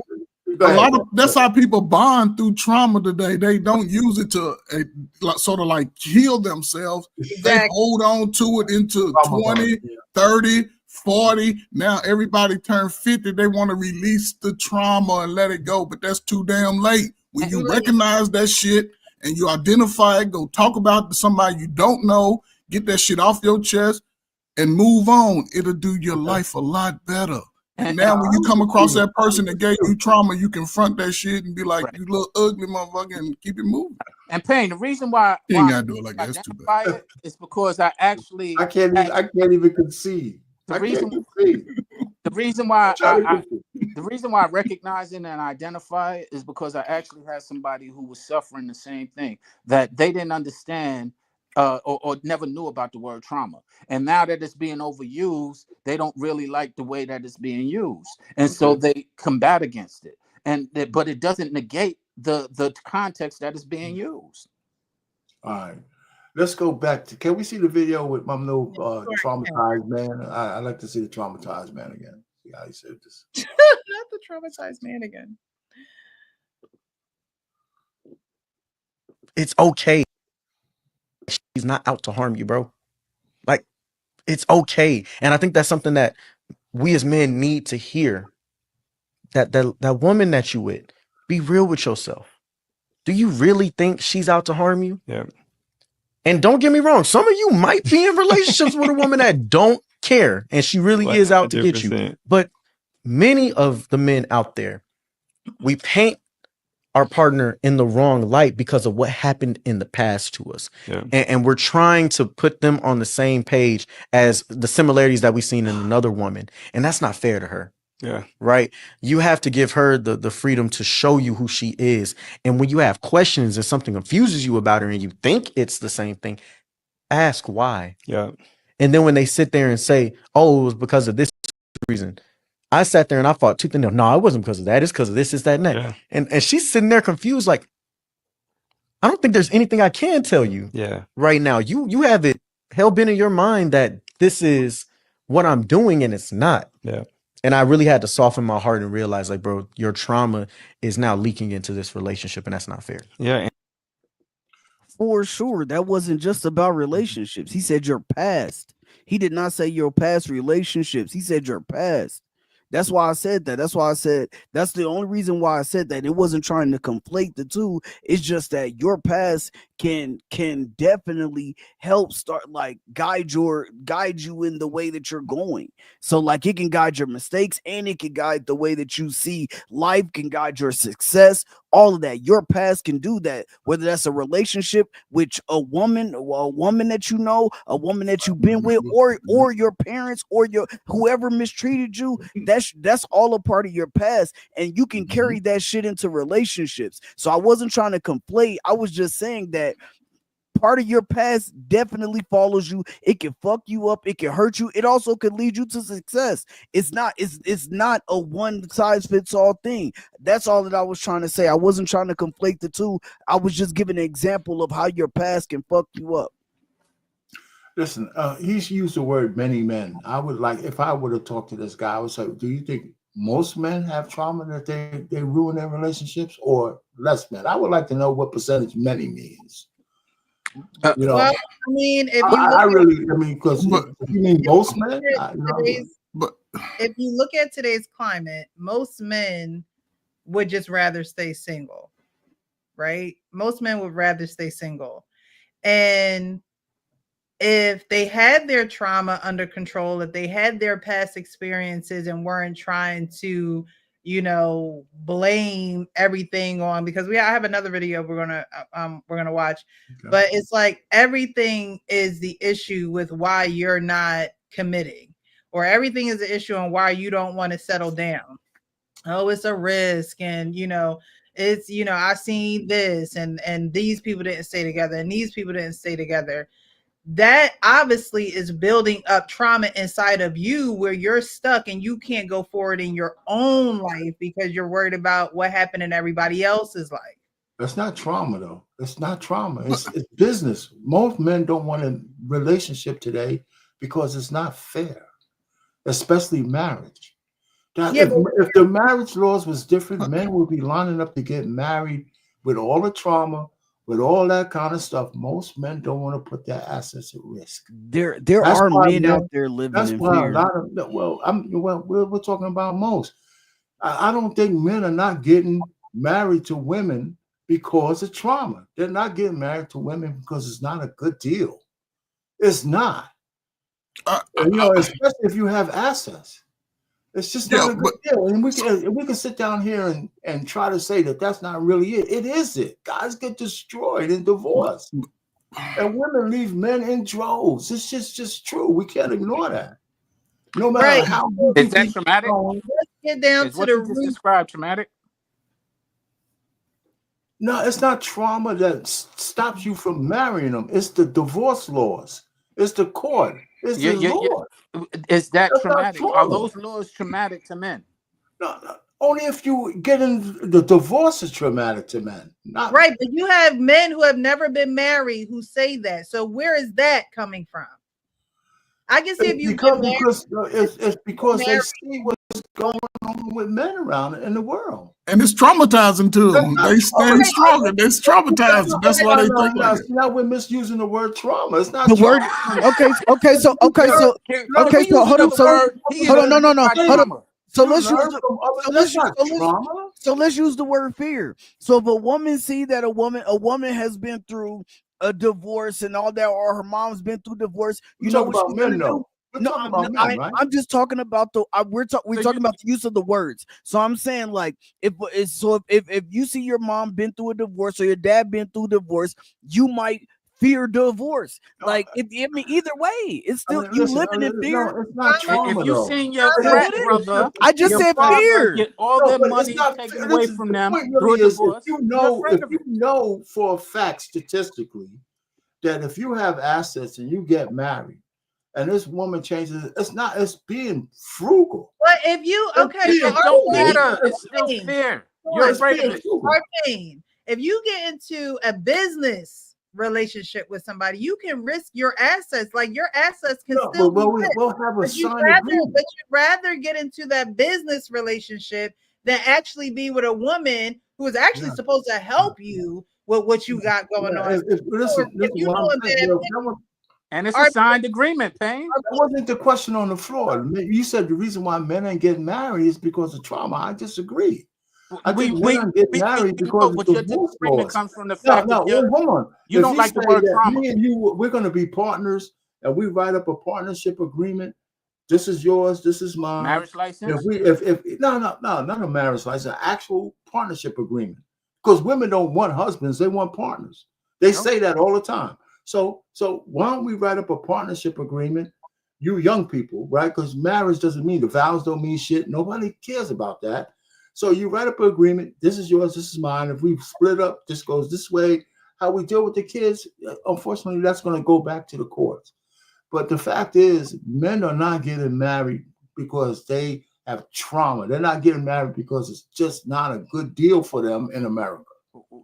Payne, I want to bring to your attention. That's why we changed the word to fear, because it's not just fear; it's frugality. All right, and frugality comes from fear, Payne. No, it doesn't. It comes from stats. It comes from numbers. Fear, and those stats create fear. It comes from stats create fear. You only are afraid of losing it because of what somebody else has lost. Have you lost it? Have you lost it, Payne?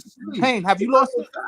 Have you lost it, Payne? We tell people to learn from other people's experiences all the time. Have you lost it? You haven't. So you're afraid of losing it for what reason? Listen, the point is it's frugality. It's financial. And frugality comes from fear. It's financial. I'm not disputing that it's frugality. I said the origin, the root of frugality is fear. I don't get. So I don't get how we can say more than one thing can be true at the same time, Well, yeah, and we then can say when somebody says something, we act Well, like well, more but than none one of thing y'all can't saying be that. You're true. just telling me I'm We all wrong. no, nobody said you was telling me wrong. I'm I said you was wrong. I said let's use another word then, and you said no, it's not fair. It's frugality. Like we went from trauma to fear to frugality. It's So financial you're like responsibility because you're well. Go ahead. Hold up, but it's different types of trauma. I'll put it out there. Check it out. So trauma is when we experience very stressful, frightening, or distressing events that are difficult to cope with or are out of our control. Right. It could be one incident or an ongoing event that happens over a long period of time. Most of us will experience an event in our lives that can be considered traumatic. Can you leave it up there? And our pain, can you read that for us? No. Listen, I'm just messing with you. I'm just messing with you. Out of your control is when you get married.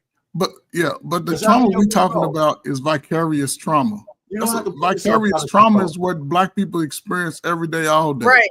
We bring it to the space that men ain't shit. I ain't had a man that wasn't shit, but my aunties them said and did, and I saw it in my families, and women ain't shit because my best friend's girl was cheating on him with me. And then let's reverse it. I don't like these women because they all take our money. They use us. They go ahead and take us to the ringer. Once we get married to them, once we nice to them, it's the same thing. So now I'm scared. When ain't nobody took your money. Right. So now I'm scared because I heard what everybody else went through. That's vicarious. That's a form of trauma. Our pain, you don't sit that way because again, you came through a time where you can push yourself through it and not hold on to it. Young people today hold on to it because they coming out of the house. They coming out the gate with people telling them that they ain't gonna be shit in their own family. I mean, but that's trauma. Well, if we're gonna add everything into the pot, then you're correct. But if we want to be specific, if you ask a man, if you ask why men aren't getting married today, it's not trauma. What age? Hey, did you just read? Now you got to put that back up. And seriously now, you got to read that, Pain. You got to read that.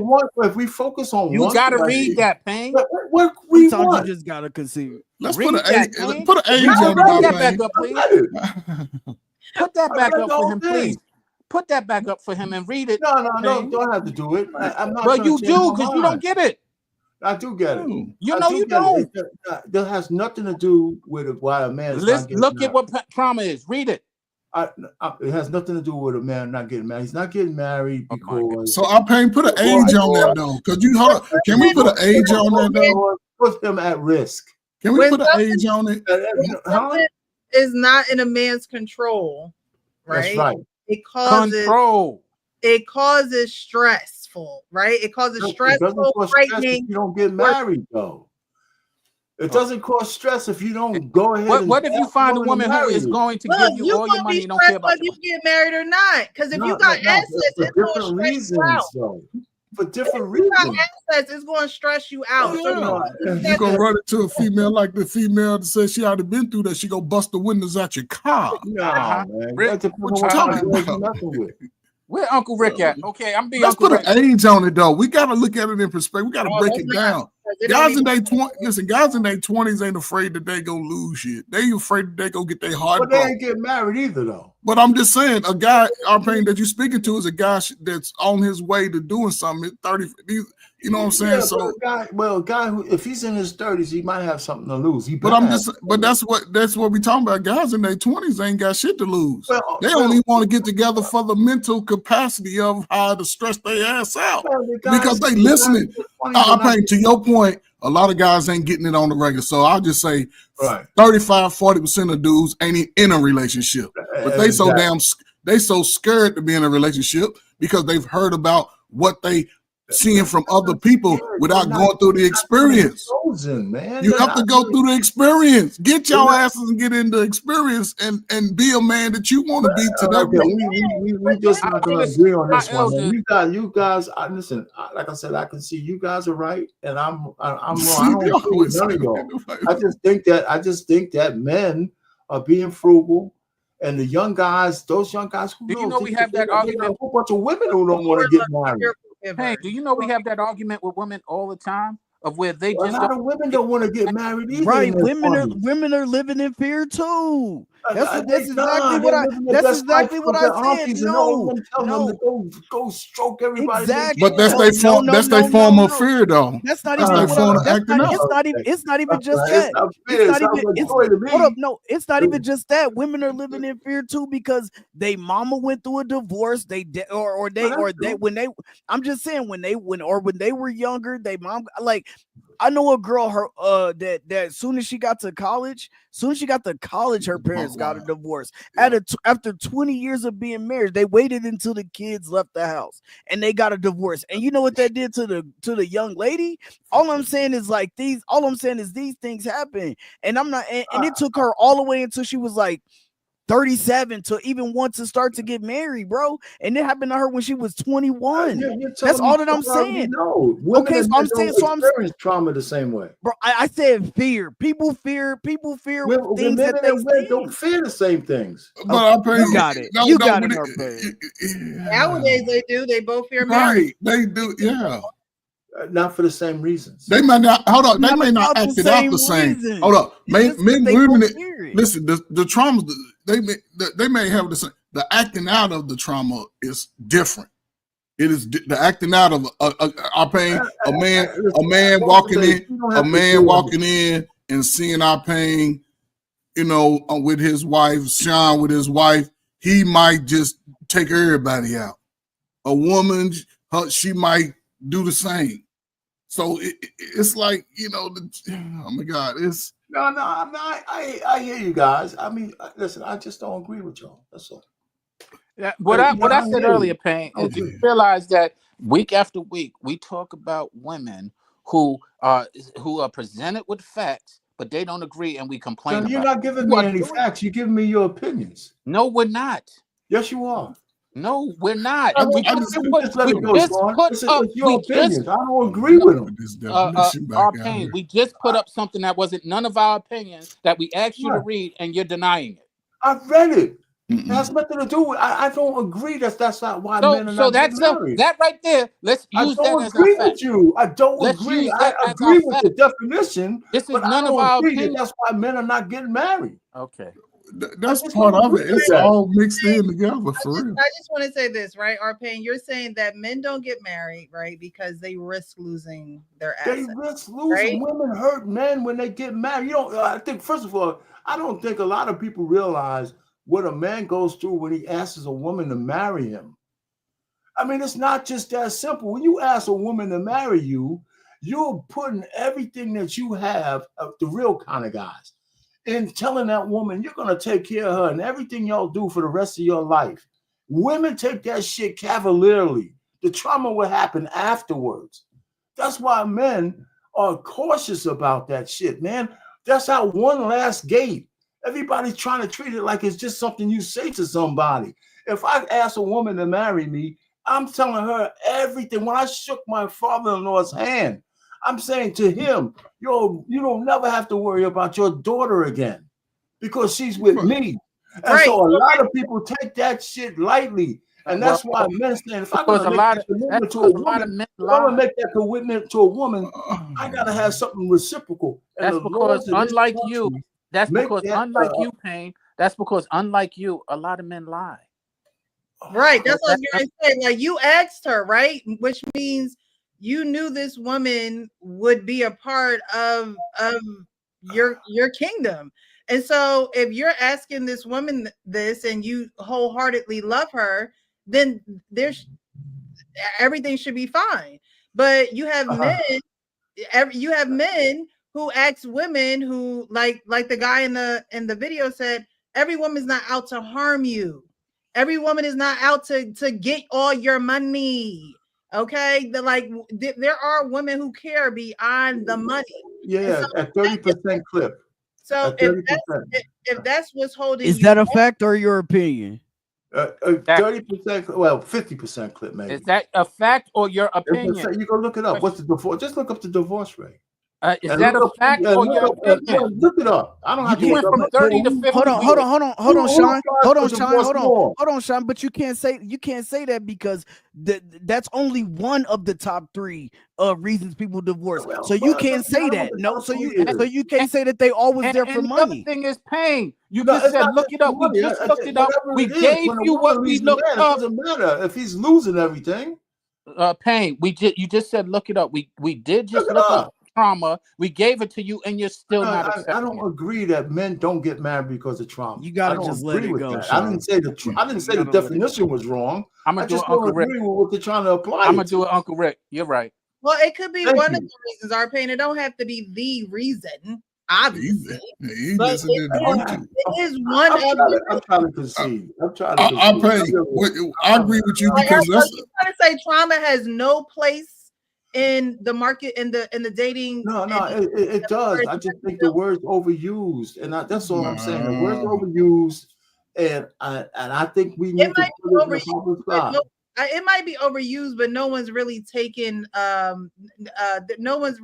heed to what you truly have to do when you're traumatized. People might be using it, but they're not going nowhere to actually heal the trauma.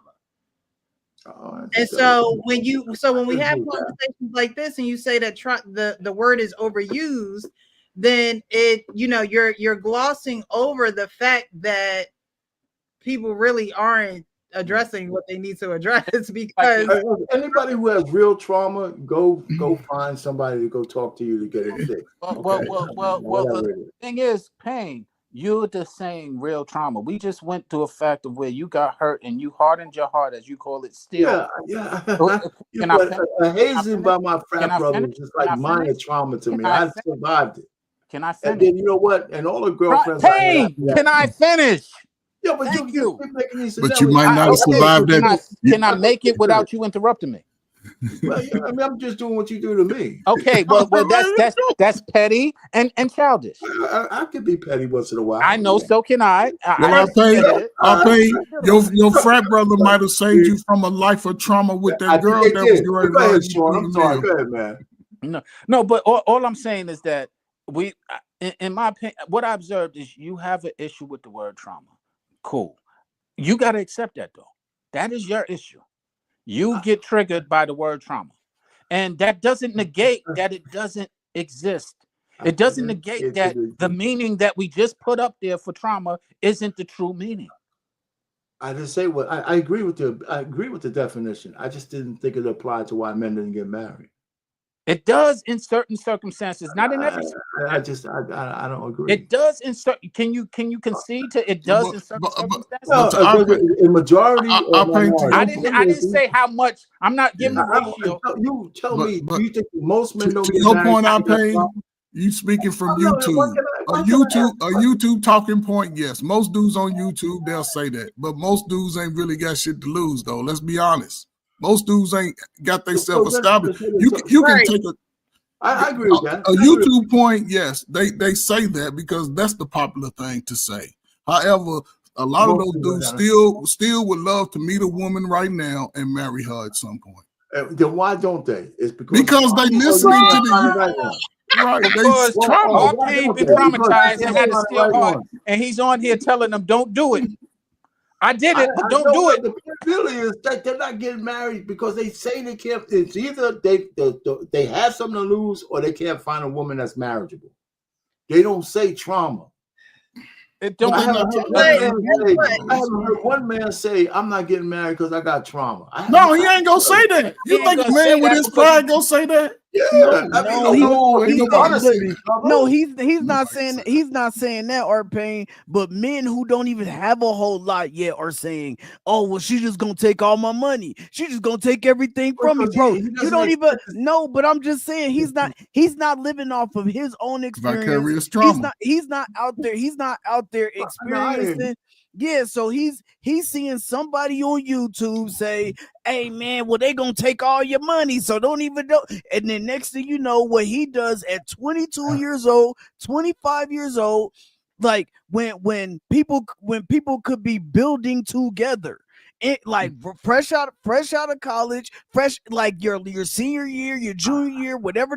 All I'm saying is that you could be building together. You could be starting something right there, fresh. Okay. And guess what? A lot of them people right now are on YouTube telling people right here, like, hey, well, she just gonna take all your money. How you don't even got shit yet? How would you know? Hold on for a second. I put it in the chat.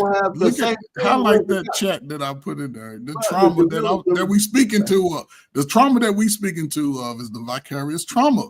You hear about it, you witness it from others, you haven't even experienced it. That's traumatizing.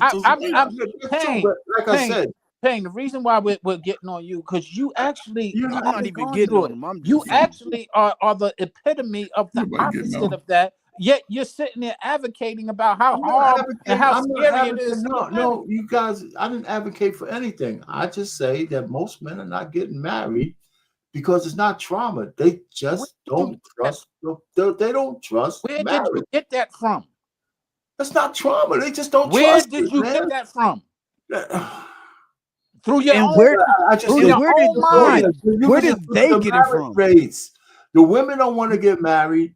Listen, there's a lot of reasons why men don't want to get married. It's not that they're all trauma fucking ties. Who knew? Hold up. Who knew? I'm trying to move on. Why can't we move on? Who knew most of this shit? Who knew most of this shit before YouTube? Who knew most of this shit before YouTube? These YouTube talking points. That's why these are great panels for seeing what people are really thinking about. Right? I mean, that's why we have these panels, why YouTube is blown up and everybody gets a little bit of retrospective, not just old guys like me, young people, everybody, because you start to see your life in the mirror because of the people you interact with. And their experiences, your experiences, you all put together and it forms like a stream. And if you see a lot of people talking, right, young people, middle of the road people, older people, you'll start to form generalizations. Kevin Samuels, the biggest thing that he did is that he had data, because he asked thousands of women the same thing. You know what, Kendra G, no matter what you think about her, she has data. You're right, but because she says the same thing to a lot of different people, and so once you get that data, you can start making inferences. What we're saying to you is get data. You're going on nothing but. I'm going on what I heard on these streets. And right, that's data. The data says men ain't getting married. That's not what the data says. That's opinion. That's the use. It's not opinion. The data is not gonna reveal that they're not getting. It doesn't say why. It doesn't say trauma. It doesn't say. It's gonna. I'll give you that. Because the divorce rates are high, and because the divorce rates are high, the amount of money that men who do have something to lose is just losing it. It's really not the ones who have so. It's the guys in the middle of the road. If I'm 45, 50 years old and I put it out the mud, I don't have to be rich. If I lose whatever little I have in divorce, because I know divorce, man, I think you guys do too. They're not rich. But if their wives take what little they have, and you're 40 or 50 years old, you ain't recovering. You're not Jeff Bezos. You don't have the time to recover. You don't have the energy to recover. You don't have anything. A lot of divorces happen later on in life. That means choose correctly and make your goddamn marriage work, right? Hello. That's true. I mean, that's why it's so critical, and that's why people are extra cautious, because I think the vetting of women and men, it's not there because nobody's teaching them, because it has to come from the right person. Come from an old front like me, or the women ain't the same.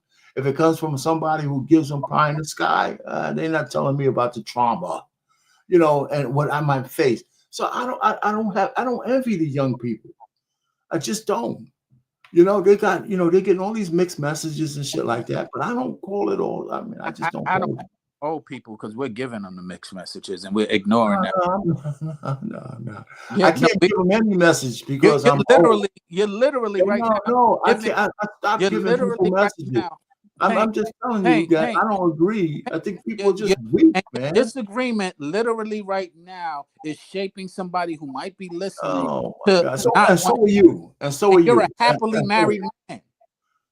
Yeah, You don't I see am. the disconnect in that? Yeah, And you know what? If I try to explain to somebody how to be happily married, they'll tell me I'm fucking old and I don't know what I'm talking about. Right, Because and today's maybe they're women right. are different. And That's maybe what they they're will right. tell me. And I'll tell you, wait a minute, man. A woman's still a woman.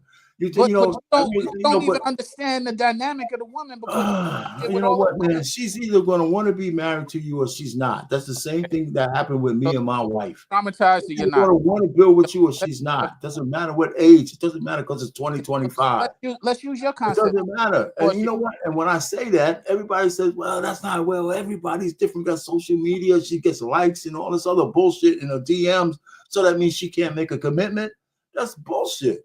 So You know, so listen, I'm trying to move on. You guys are right. I have my own little opinion. I think trauma is overused. I think men are not getting married, not just because they're traumatized. Every man is not about just their money. You're right. You're right. And that's the problem. When the man is about his money, he thinks exactly what you're talking about. And I understand. It has nothing to, what I just said, it has nothing to do with money. Yes, it does, because that's what it doesn't. Not what that's what you're saying. You're gonna lose your money. That's what you're saying. What I just said. I didn't say what I said. I'm saying generally. I'm taking the gist of what you were saying and putting it together. And what you're saying is I think we should move on. That's what I think we should do. I heard that. But you're denying what I just said? You're not saying generally you're gonna lose your money? No. I said what I said in the beginning. I think a lot of men are not getting married because they're afraid that they're gonna get hurt in divorce.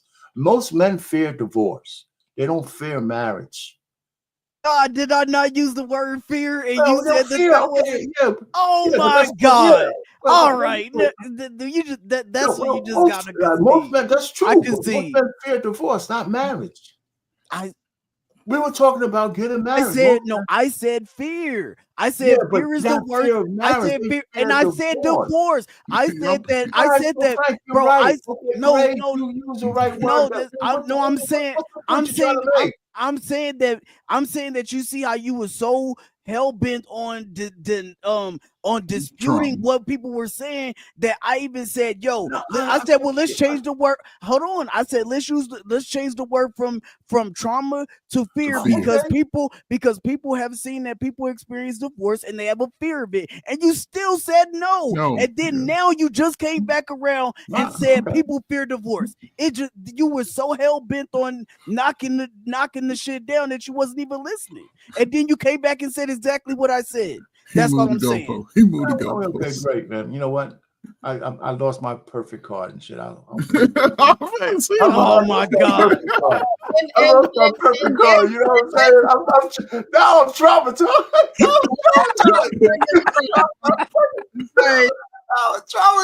That's why because you fear divorce, yet you have all the control in the relationship, so it doesn't lead to divorce. Like, you know what I mean? It's like men fear divorce, but you're in the relationship, so like you have the power to allow it to not.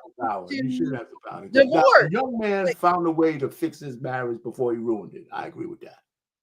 Yeah, whatever you call it, he said, okay, I discovered something about myself and I'm gonna fix it so I don't lose my woman. I agree. But and that's what we're saying. Like, that's why hurt men hurt the dating pool.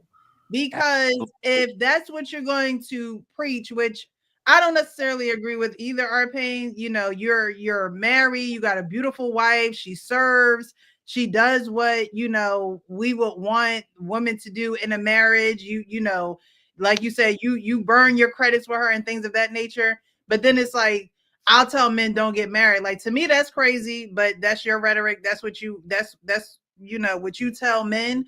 But if that's what you're telling men, you're adding towards the fear. You're adding towards the trauma that they've already experienced of, Aunt Susie got divorced, my parents got divorced, everybody get divorced. Like, if you want to see a change, be the change, and you are that change, yet you're telling people I'm not telling men not to get married. I'm not telling men not to get married. I'm saying I think I know why men don't get married.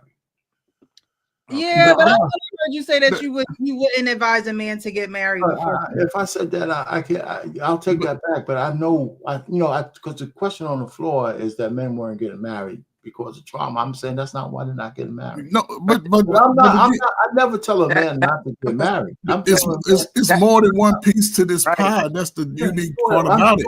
I'm just What saying, both of y'all I saying, never told a man not to get married. I never told a man. it's more than one piece to the pie, man. What you're saying is right out paying what Frank is saying, what everybody's saying is all correct. But there are some guys that have that capacity to move like our pain is speaking of. But we know, based off the statistics, most guys ain't moving in that realm.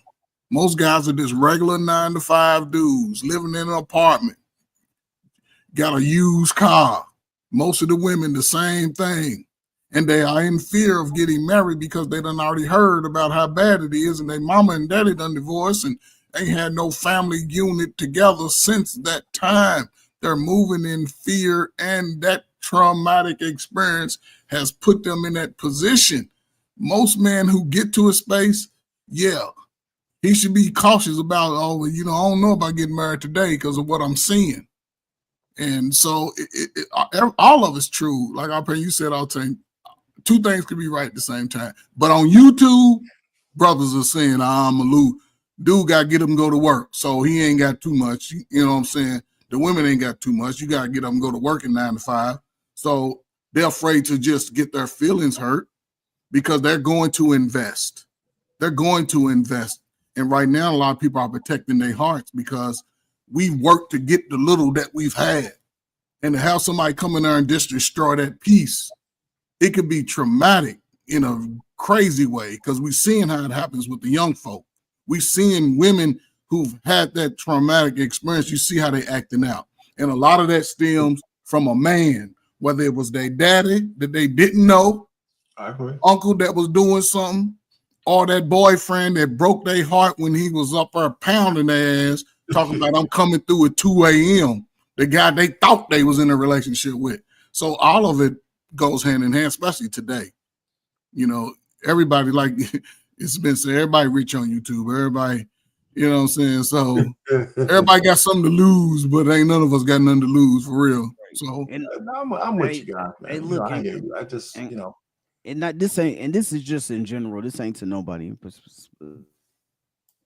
This is just in general, not to nobody specific. All I was gonna say at the end is that the crazy part about it is so many people out here, and you know what I'm saying. I'm sure it was me at one point in time too, out here living in fear, not wanting to be married, not wanting to get married, not understanding that is a part of us having generational wealth.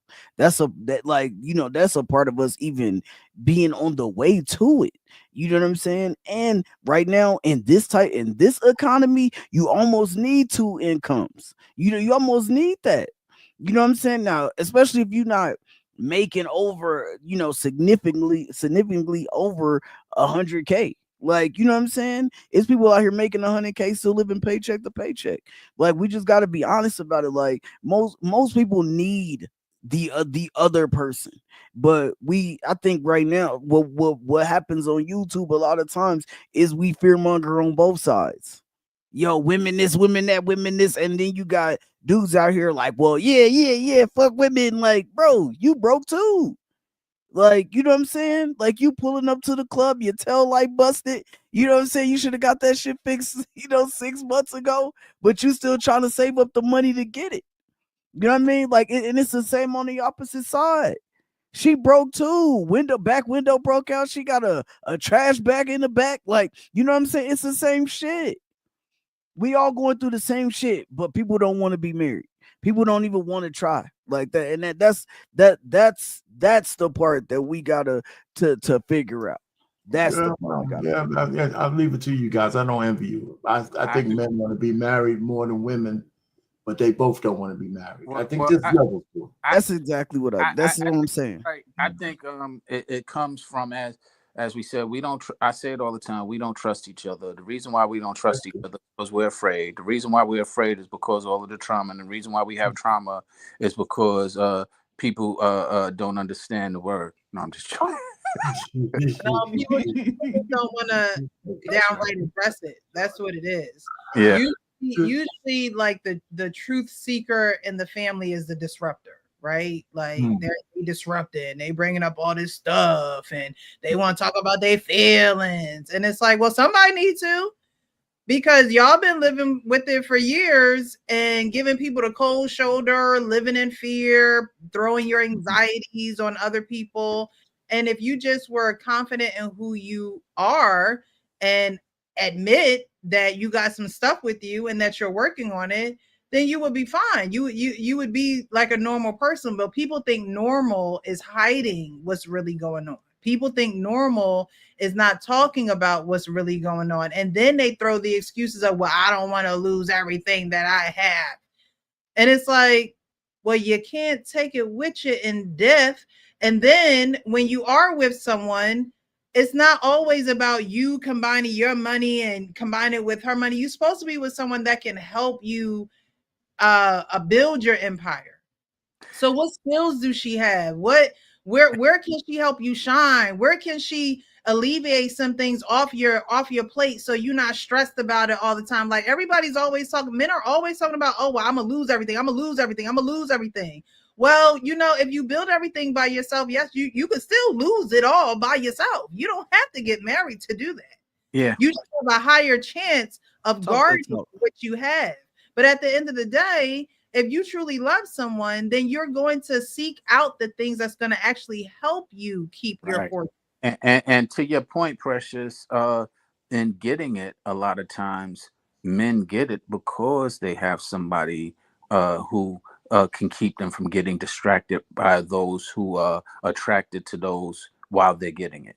So the point is, and then when they do receive it, they forget that this person helped them get it. And the laws that we're talking about that many men are afraid of are absent of the fact of that helped him, even whether it's an athlete who was dealing with the high school sweetheart, so he didn't get distracted by all the girls who wanted to get, and he was able to soar by devoting that time to his skill and craft. He doesn't lend any credence to that woman who helped him be able to allot that time, not being distracted in the other places where many of us men get distracted. And then when he gets it, he's like, oh, you ain't have nothing to do with it. But actually she might have, because she actually helped you not have to go to those distractions, and where you were able to practice more and get your stress off, as we were saying earlier. But yet that's not valuable to you because you was out there practicing all the time, not realizing that the distraction that she blocked you from was beneficial to your growth, which hence why the helpmate is often necessary, and why the Lord designed the helpmate, in my opinion. All right, we're gonna move on. But I don't know, we might be back at this square. I don't know. I don't know. Let's play this video and we'll see where we're at. Listening and really taking note of what you guys are doing. You are just showcasing and putting your wife on a pedestal. Willie's talking about his Valentine and talking about love and going the extra mile. These are beautiful examples of grown men who are handling their business. Shout out to both of you. I just got here, though, Sheila Bill. Let me Let me just not say I was so inconsistent for a lot of years going through trauma. Okay. But I want ladies to know that in an instant, a man can come to himself. I came to myself in an instant. How long did it take? Oh my goodness! How long did it take? Because some women have been with men, like... Some people may be a week. Grow up! Some people it may be a year or so. But I think it's just something in men, they have the innate ability to cut the faucet off and cut it on. So for me, in the last 2-3 weeks, I was like, I know what I want. And once I understood that, I realized what I had. A lot of women do not know is that a man sometimes isn't clear on his vision. And so if he doesn't have clarity, he can't even see the beautiful person that you are. So you just got to make sure that you're like, man, do you have a vision for what you want? Most women come in and say, where do you see me? It's like, I don't even see myself yet. I went through hell. I went through uncoupling. I went through financial issues. It took me a while to get back out of debt. Churches weren't calling Willie. I was preaching all around the world, but you go through some unique situations, they don't call. You had to do a pivot. Then God gave podcasts, and from podcasts he gave Fox, and from Fox he gave merchandise, and then he gave investments. And I'm not saying it to impress you, but to impress the point. Like when a man pockets ain't right, and he don't know where he going. That's true. He can't even see the beauty that you have. And so for me, once I got aligned, I realized who I was. Then I started to see like who's really here for me. And then it was like a veil came from over my eyes. And I said, you are the person who stood by my side. And from this moment on, I will do my best to serve you for the rest of my days.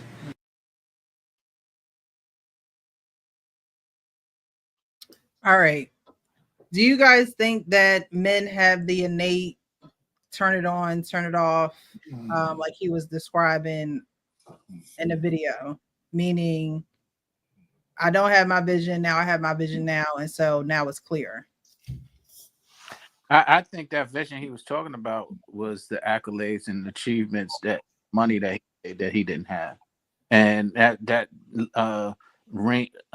actually is a lot of men's mentality. And I call it superficial because a lot of men, like women, they when they succeed and have success, that becomes who they are.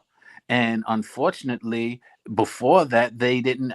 That's why they were lost. They couldn't find themselves because they didn't have the accolades that now they're able to been able to achieve.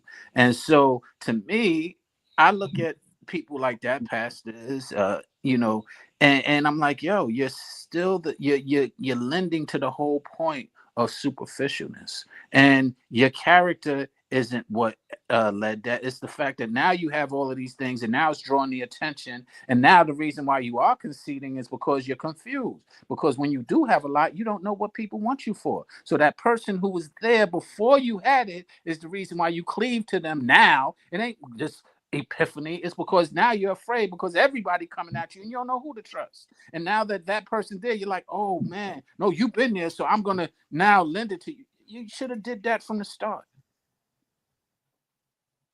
Yeah, I but agree. you really do that when you don't have a clear vision for your life. Like, can you really say you're going to settle down with someone when you don't necessarily know where you're going? And not necessarily accolades are concerned, but men always say, like when people ask a man, when are you having kids? He's like, he'll say, when I'm financially set, right? When I have the money to do it. And most men are like that. Like he said, when y'all don't have no money in your pockets, then it's it gets a little stressful, it gets a little tight. So like, do you think that it's because the vision is not necessarily clear enough for him and what he's doing in his life, his occupation, maybe his source of income?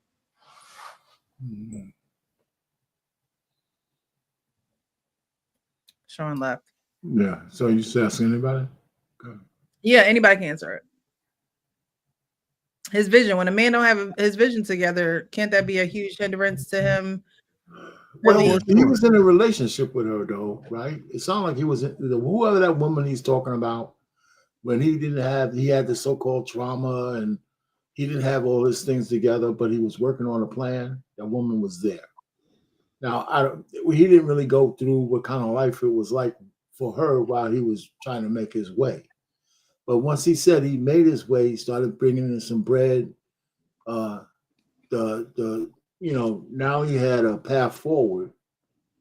Then he looked around, and she was still there. And so whatever I have, I'm giving to her. Now, it sounds like a good story. Some people would tell him that, why you even had a girlfriend if you were still going through all that? There'd be some men saying that. So, because most men need to have a lady around. I think that's true. So I didn't see anything wrong with what he's saying. I think that if you didn't have anything and a woman was with you when you had nothing, she's actually vetted. Depends on what kind of whatever situation she was holding him down while he was working on that. She's vetted.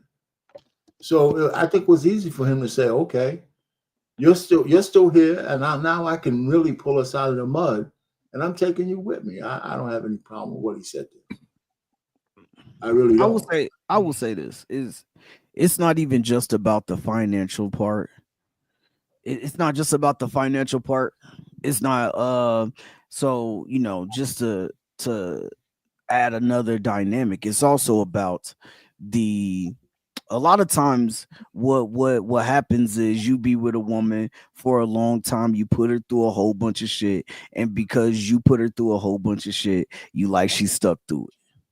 Like we know that there's dudes out there like that. We know that there's couples out there like that have been back and forth. They broke up broke up for a year, came back together, broke up for 6 more months, He had a came back baby on together. her and You everything. know what I'm saying? Then like everything, you know what I'm saying? Sometimes, or she didn't have a baby. You know what I'm saying? It's the same shit. Sometimes it's not about the finances. No, you didn't.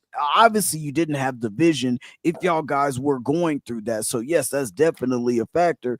But you know what I'm saying? You can't lead the family through through inconsistency, and you can't do it without knowing where you want to go. So like if you just winging it, you feel me, and you just like, well shit, okay, hopefully it's gonna happen one day. Okay, well maybe we might get here, maybe we might not. Like nah, like once you figure shit out, get your shit together. And sometimes yes, it takes a man to actually be able to take care of himself comfortably, for him to be able to be like, damn, like, you know what, I put in this work, I see what it took for me to get to where I want to get. Now like I need I want my wife, I want my girl, like we gonna do this together, whatever the case may be. And you're like, bro, I see where I want to go because of the hard work that I just had to put in to get to where I wanted to go. Like now I can see where I want my family to be now. And before that, sometimes it's infidelity, sometimes it's stupid ass arguments, sometimes it's just back and forth. Y'all done been through so much shit, and you hear people say all the time, well, we've been together for so long, we might as well. Like, and you know what I'm saying? I know y'all didn't heard that. And sometimes that is literally just because all of the bullshit that y'all put each other through, and then y'all like, you know what? Fuck it. We gonna go ahead and just make this shit right. Let's go ahead and do it. And then they get married. That a lot of times that be the case. I mean, it's funny how what y'all say, it seems millions of miles apart, but it's all a part of the puzzle of, from what I heard with this guy. I assume that based on what I heard that he's preaching, right? So a preacher, man, listen, you get a chance to come into a whole lot of money. A lot of guys don't understand, their purpose, because a lot of us just come out moving, like Frank said, we just la-di-da-di-da. And then when you get to a point in life, everybody's light bulb switches on at different times in their life. So he had a woman, he seemed like he was cocky about the things that not that he has achieved, but what he has accomplished. I got some money, I can move, I can do. He said he spoke about all of that.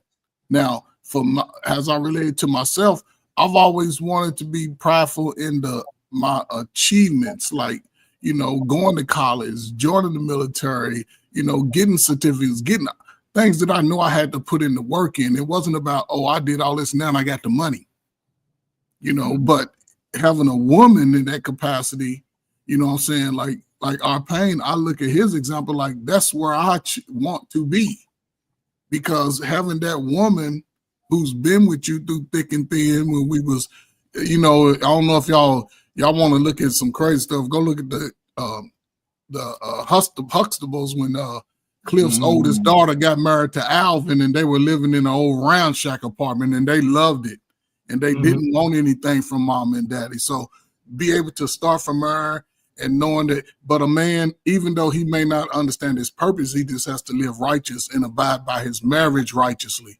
If he abide by his marriage, then those things could eventually come to fruition. But if he's living reckless, or the wife is living reckless in that home, you'll never have your vision. You'll never come up on the vision. But the fact that he's been through that, now he see like she ain't left me, you know what I'm saying, and she's been there, so he can come with that, I'll give you everything for the rest of my life. But a lot of people are just afraid to get to that point because they've been talking about how bad it is since they were kids. They never seen examples of. You go to the family reunion in the last 30 years, you see mostly single women. Couple of slow ass kids out there, they over smoking weed. Then the uncles, they over sagging, smoking weed in front of the kids. Or, they see, so they can't see that vision early. That's the problem. A lot of people can't see the vision early because when I was a kid, most of my friends lived in the projects. That's where I started remembering, understanding that I'm tough. We started, and then as we moved out, because my father and mother were married, and a lot of guys that stayed, their vision was to get out of the projects. Their vision was like, I ain't gonna be here when I go. And most of them, when they graduated high school, they started working. They wanted to buy homes. They had a vision like, I want better. They wasn't focusing on the man, and the man wasn't focusing on the women. They wanted the better for themselves. So when they got to a certain space, I think every young man and young woman needs an opportunity to sort of separate from what they're comfortable with. Give yourself a few years. That's why people in the military, for the most part, they do well because they get away from their BS and take on a whole nother. When you go back and see that shit after a year, 6 months, you're like, I ain't coming back to this shit. Hey Ferg, bro, listen. You so right, bro. I agree with you, man. Because when I first got to Carson, bro, and I used to go back home, I used to be like, damn, I grew up in this. Yes, like, you know what I'm saying? I survived this shit. Yes. Yeah, you don't really understand it until you leave it. You know what I'm saying? Yes. You be like, damn, bro, I really, like, it was really crackheads in the alley. Yes, like, I made it. You know what I'm saying? You don't get it. But once you Stuff get out that of you it, were so like, comfortable seeing and you wasn't even, it was just like a part of your everyday being. Like, right. You ain't see it. And listen, that's not in just one part of the country, no matter where you live at. A lot of young brothers and a lot of young sisters who stay in that comfortable 10-block radius all of their lives, a lot of them they like that little example of the fleas in the jar. They don't jump out of that jar because that's all they comfortable with. And it hurts. It brings more trauma because you're seeing the same type of trauma with the people you know and love the most, inducing that trauma on you. So man, go see the world. Young folk, go see the world. That's all I can say. Don't get caught up in what your cousin them went through. Go see the world because the world is bigger than your neighborhood. It gives you a lot of perspective about life. So, yeah, and just for men in general, like it's written that y'all should get out of your mother and father's house and explore. go explore, go see what you like and what you don't like, what you want to embark on and what you're going to stay away from. There are just men who don't do that. They stay within that 10-mile radius of their home, and there's no way that he can really know for sure on a larger scale what he likes and what he don't like. He just know what he used to. And when you know what you're used to, that's where that comfortability comes in, and you have to go get uncomfortable. You have to go soil your raw oats, as they say. But it's not necessarily making children. Is y'all, I mean, I know y'all be dropping seeds, but that ain't the only seed that you have to drop out here in this world, right? Like, you go to another city or state and see that there's an issue and be the person who solves that issue or contributes to solving the issue and things of that nature.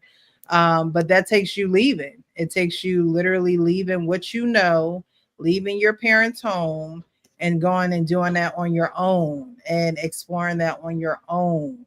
And some men just don't do that. They really don't. Well, it's an opportunity thing too. Listen, one of the things I learned is that when you have too many degrees of freedom, that's when the trouble starts.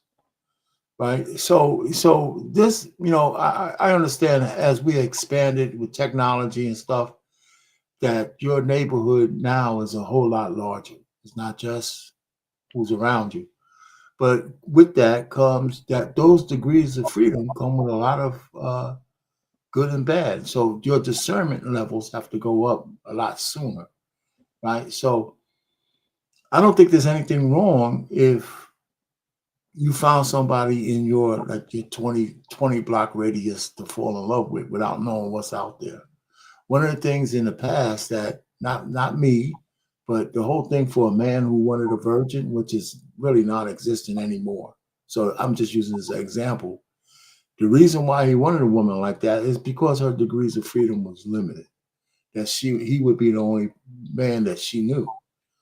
Right. And a lot of women agree with that. They didn't need to know penis sizes and techniques and all that other kind of stuff. They learned that with their husbands. And if the guy was a good guy, that was good enough for them. And for guys too. Again, most men ain't Casanovas. Most men didn't have a whole lot of sexual partners. They would have been fine. We got one on BMU's network.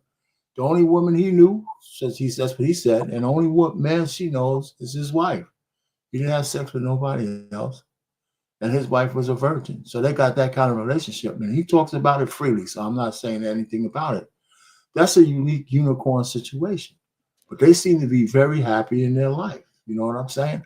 So there's no real flex for having a lot of partners, one way or the other, men or women. Really, it's not. It's where your head's at. You know? Yeah, when I say go and explore and see what you like, I don't mean women. No, hold on. I hear you. So I'm not casting aspersions, but most people, when they, not just you, but most people for men and most people for women, when they say go out there and see what you like, if they're young, you can't really just, if you're not specific, you can't dissociate the sex part from that. You just can't. So there's no way you can do it for a man or a woman. Well, sex here shouldn't be the vision. The vision. I'm just saying that when a young man or a young woman, this is where I think it's equivalent. When they're told to explore their 20s, to explore experiences, I think sometimes even if the person's saying it doesn't mean it, it's a part of it. It's just a part of it. They're not going to just go out there and just make friends and shaking hands. The guys are going to try to smash on women, and the women are going to try to have some experiences as well. It's just way. I'm not saying anything wrong with it, but that's what they hear.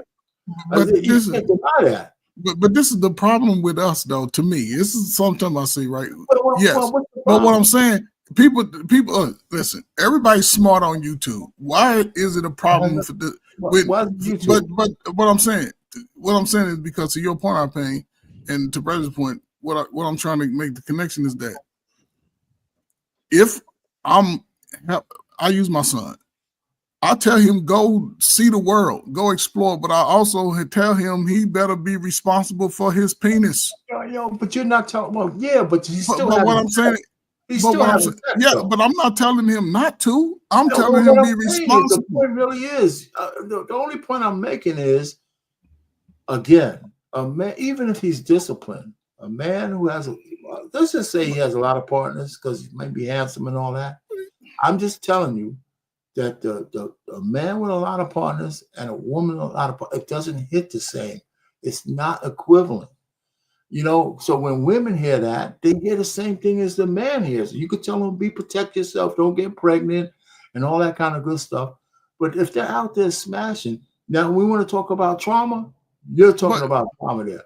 So I'm saying, what's the message that we're sending them? What's the message? What's the real message? But here's the problem: get out of your parents' house, get out of your comfort zone, and go see and go make yourself a man. And that doesn't mean sex. It means what do you and sex is going to be a part of it, but at the end of the day, the biggest part of it. But I believe fathers.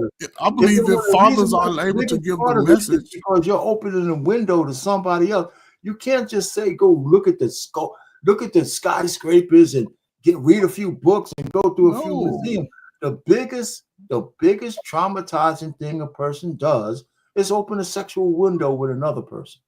But they open the sexual window up in their communities. These people are coming out of their whether it's in the community or not. I'm just saying. I'm saying when I talk about that. But when I speak of it, I'm just saying even joining the military gives you a different perspective. And you know what I'm saying? I'm saying to be on your purpose, you have to, and this is where I look at it.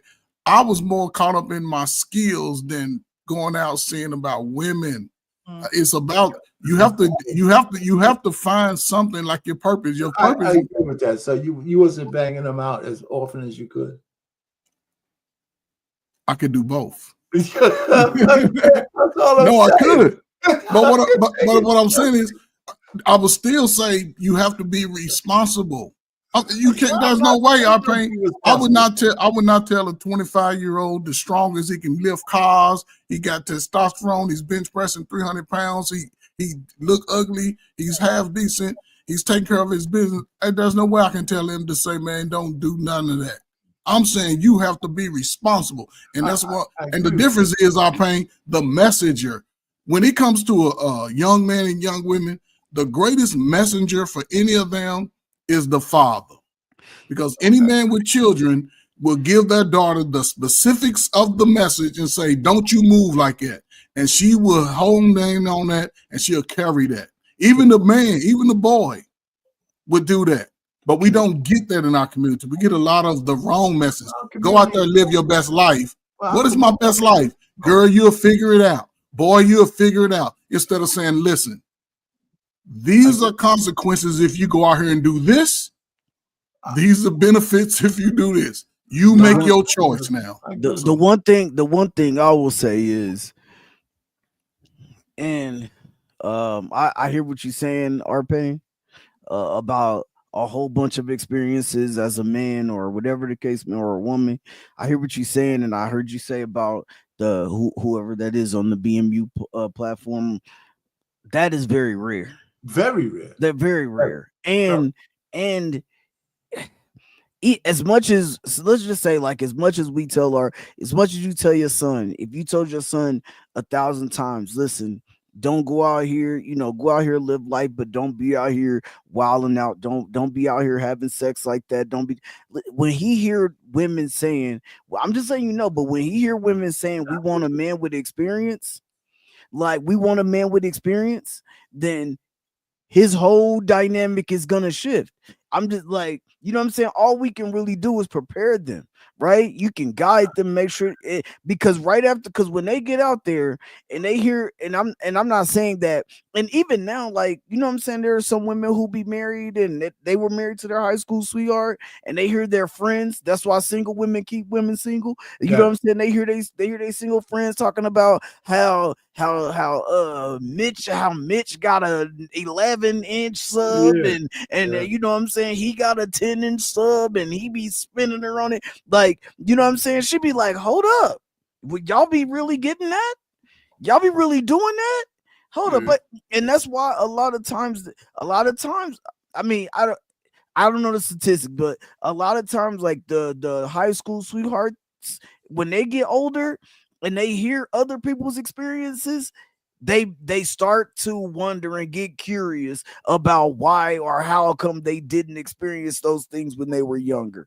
But I'm just saying, when a guy gets out there too, as soon as you get out there and you hear women saying, like, man, I need a guy who's experienced. Oh, if he a virgin, I ain't taking him. Or the first thing you think as a dude is like, damn, like, all right, well, I gotta get some experience. You know what I'm saying? So I think the one thing that you can do is make sure that, you are doing make sure your kids, your son, or you try to make sure that they're moving the right way, like that. You know what I'm saying? Protect yourself at all times. I mean, that's all it really is. Yeah. But I mean, just going back to the video, I didn't see anything. I thought the guy was just a typical guy who had a girl, and when he made it, he kept her. Where some guys might want to level up, he kept the woman who was with him. I don't see anything wrong with that. Me either. No, shit.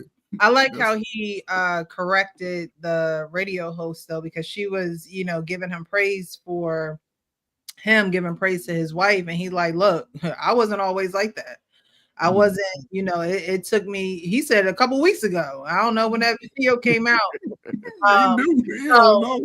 So he, and Willie Mo Jr. is definitely, I would say, mid-30s, early 40s.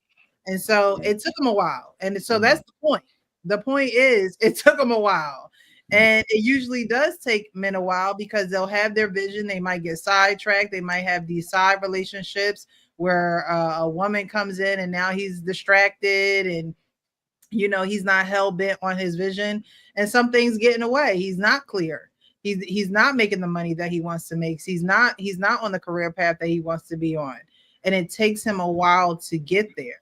And a lot of men don't admit, like, hey, I was that dude that wasn't consistent. I was that dude that was not, pouring what I needed to pour into my relationship. And Fact. because of that, I am now at this age just realizing that. And a lot of Yes. people, they say that women mature faster than men. They say men don't mature until they're in their, 30s, 40s, and things It's of that. only by body. But that's not always true either. You have grown women, I don't grown believe that men anymore. who don't come to these realizations, and they still walking around in this world, Like teenagers. right. And they're, handling things like teenagers, going about things like teenagers, not being vocal, not being able to express their feelings and things of that nature. So I think that's the biggest thing that I pulled away from that video was like, hey, yeah, I gave my wife some props and things of that nature, but I wasn't always him. The one thing I would say, what I agree with you on that, Precious. And the other thing is that, though I do agree with him that sometimes it's like a switch.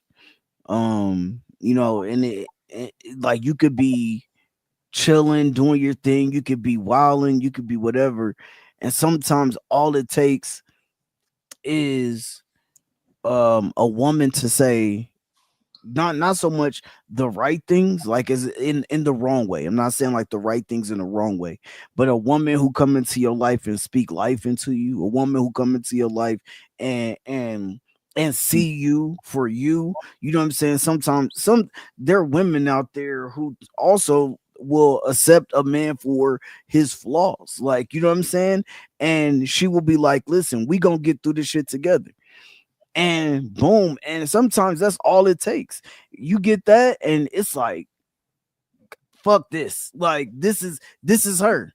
And you and I, like, I've seen it. I've seen my partners be wilding out, doing all this shit, and then meet a girl, and it seemed like she just a jump from the outside, and the next thing you know, my partner's happily married. You know what I'm saying? For Well, so years. did you ever have a switch? I agree with the switch too. Yeah, It happened to me.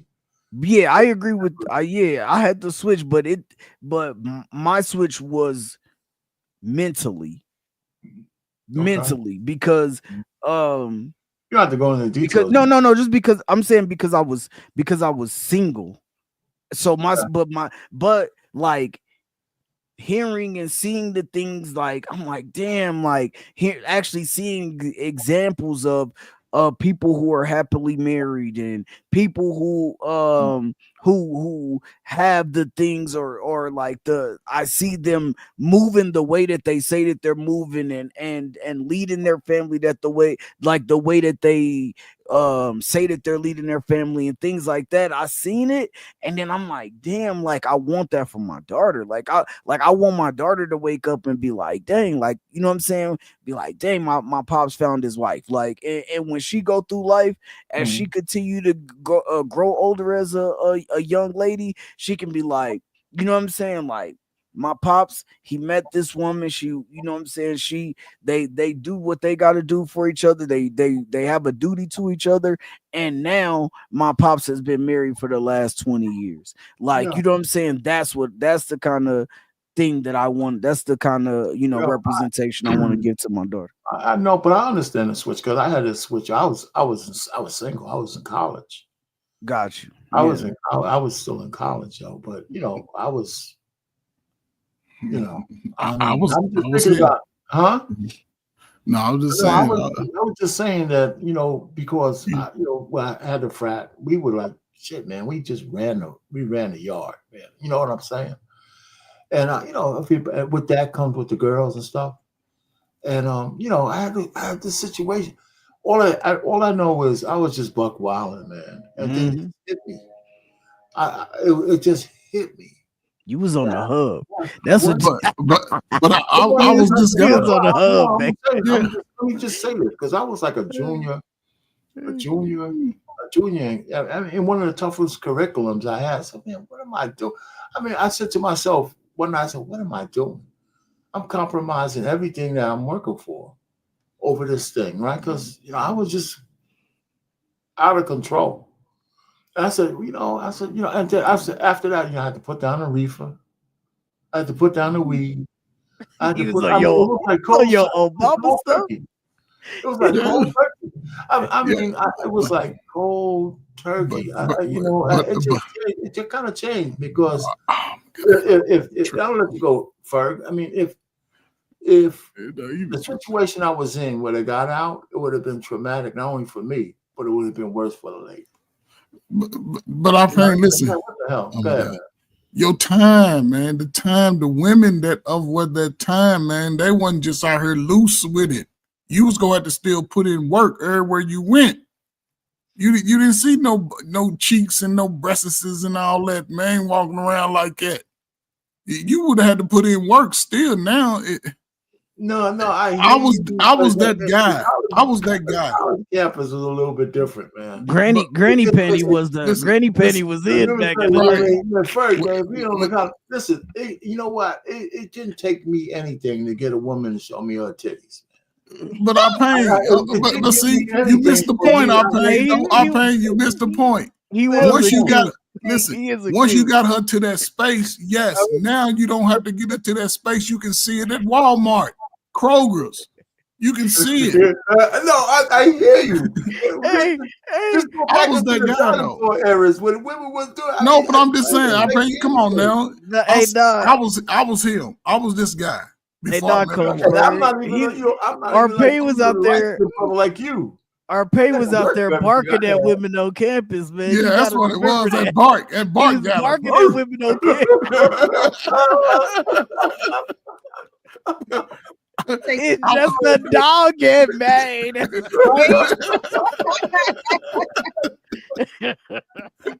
Yeah, that's who it was. You right about that. He was coming out stepping. He had on his stepping outfit every day. He came outside every day in his gold boots. Yeah, stepping. He gonna choose me, goddammit. I was this guy though. Did you get branded R-Pain? Do you have? Yes, I did. Yes, I did. You did? Yeah. Oh, let me tell you this. It's so funny because my chapter's up there, and I was hanging out with the young brother just last year, and he didn't know this because it was a long time ago. I had put a moratorium on branded. I told the guys, you can't get no more brands. On our whole campus, because we had a city-wide chapter, intermediate chapter, so all the schools could get pledged under our chapter. Yeah, that's my chapter. I put a moratorium. I said, if you don't get a brand, you couldn't get a brand when you went over. So, but if you got a year later or something like that, when your head was clear, cool. But right after, they could have told me to jump off a roof. Yeah. Right after I went over, they could have told me to do anything, man. So your head was I put them on. And the young brother said, it was you who put that in there. I said, yeah. I said, yeah, it was me. I said, it was funny seeing a guy like 20, 30 years later with a rule I put in that still is enforced. You know what I'm saying? So it was really crazy to see that. But that's the thing, that you didn't have as many distractions as young men have today. You could think forward like that. You didn't really recognize the impact, but you didn't come into this space, your young man space with a lot of trauma based off the women that you've experienced. You know what I'm saying? So it was a cleaner slate. Today, again, a lot of dudes are coming into the field with trauma-induced situations in their life. And a lot of it's still from being home. It ain't even about having a girlfriend relationship. Okay. It's about what they experience in their own home from their own family members, the females that they deal with. That's true. They see it. You know what I'm saying? So, and I think that's where sometimes the issues come into play, because I was that guy before I met my wife. I was that guy. Hey, what's up, Sean? You Hey, know, so so Precious, I do want to ask you a question. When you finish, Ferg, I want to ask Precious. Why No, Sean I'm just- always moving around, man? One time he in man, he had to go drop off. Hold on, he had to go drop off them White Castles, man. What are you talking Yo, about? I'm on my way from McDonald's. He had to drop off at every time Sean start. Hey, bro, Sean I got start 5 of them 5-mile meals, and I got 3 houses to stop by.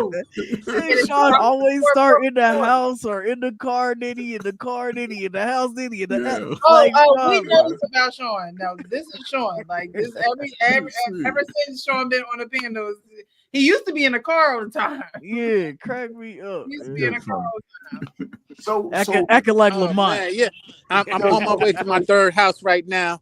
Because pimping ain't easy. I crossed the line, and I'm about to brand somebody. There you go. Dropping off White Castle. So in terms of kids getting out, I mean, is there one of the things that I thought was, and maybe it's just me, when my kids graduated from college, it was I didn't make them, but I encouraged them to come back home if they didn't have if they weren't married.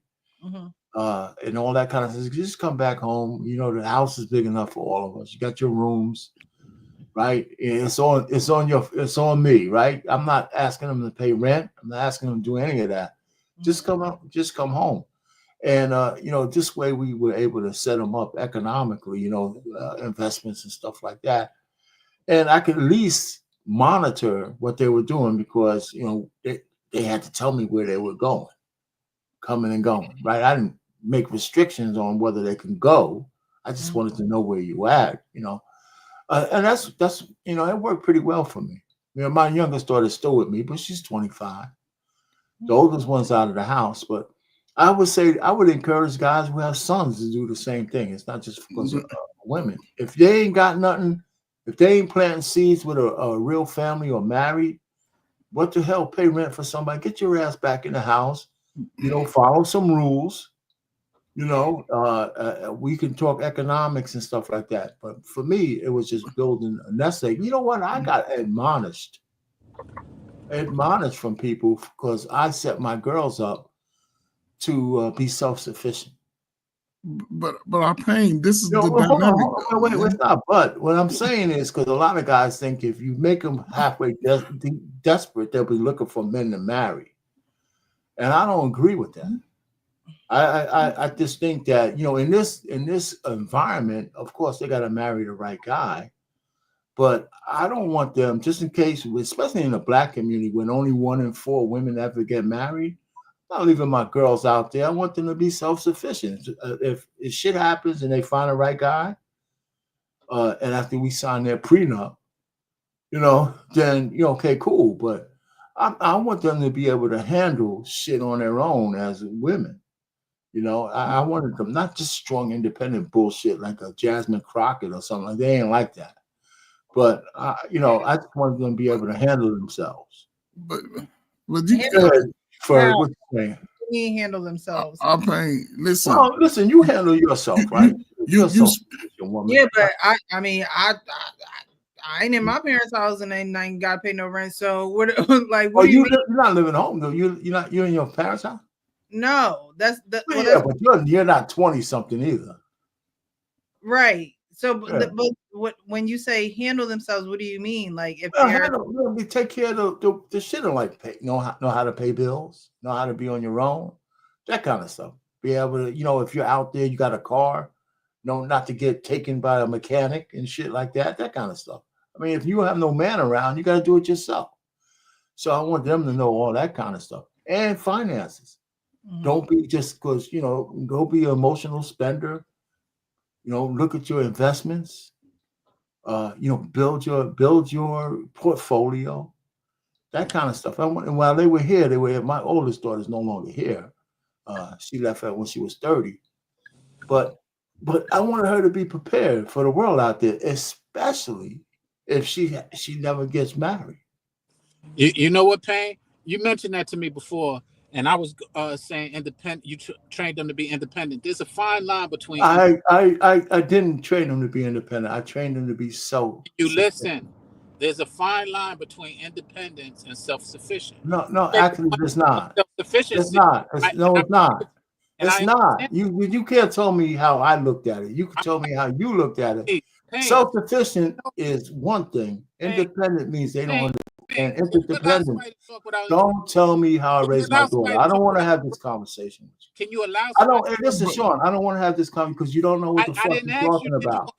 So, yo, I don't want to talk about what you think I do with my daughter. Being self-sufficient is not independent. No, no. I don't want to talk about that. I don't want to talk about your interpretation about it, Sean. I don't. You don't know. You can't separate what you're going to try to tell me, man. Why don't you just fucking acquiesce for a change, man? I don't want to talk about that with you. Pain. I ain't asked you to talk about nothing. Matter of fact, don't be telling me it's a fine fucking line. It's not. I asked you to be quiet. So if you're gonna go on what I asked you, let's go. I mean, you shouldn't ask me to be quiet. I don't want you to talk about that. But I did. Bro, y'all getting away from the conversation, fellas. Can I jump in? Because to Alpayne's point is this. He is the father of his children.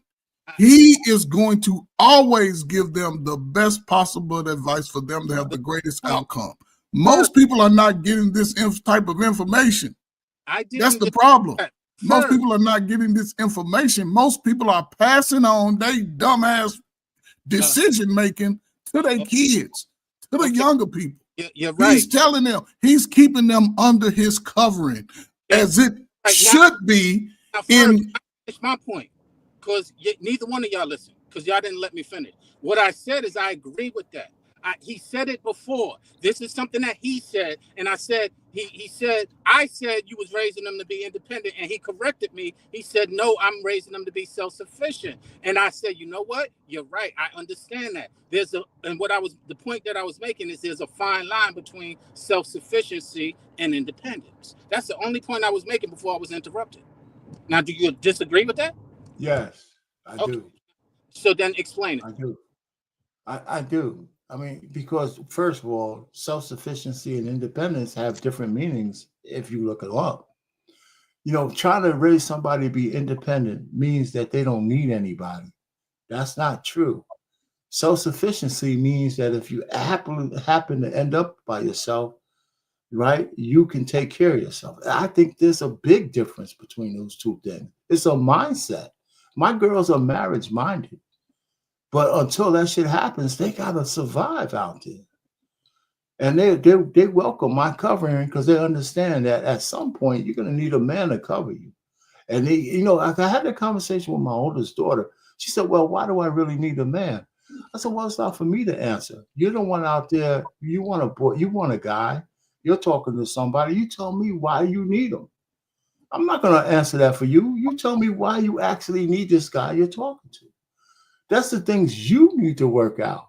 But the fact that you actually are actively looking for a dude, it's up to you. I mean, because you obviously need something from that guy to be around. We're not talking about casual relationship either. So I'm not going to give you my interpretation. I want you to give me why you're pursuing that guy.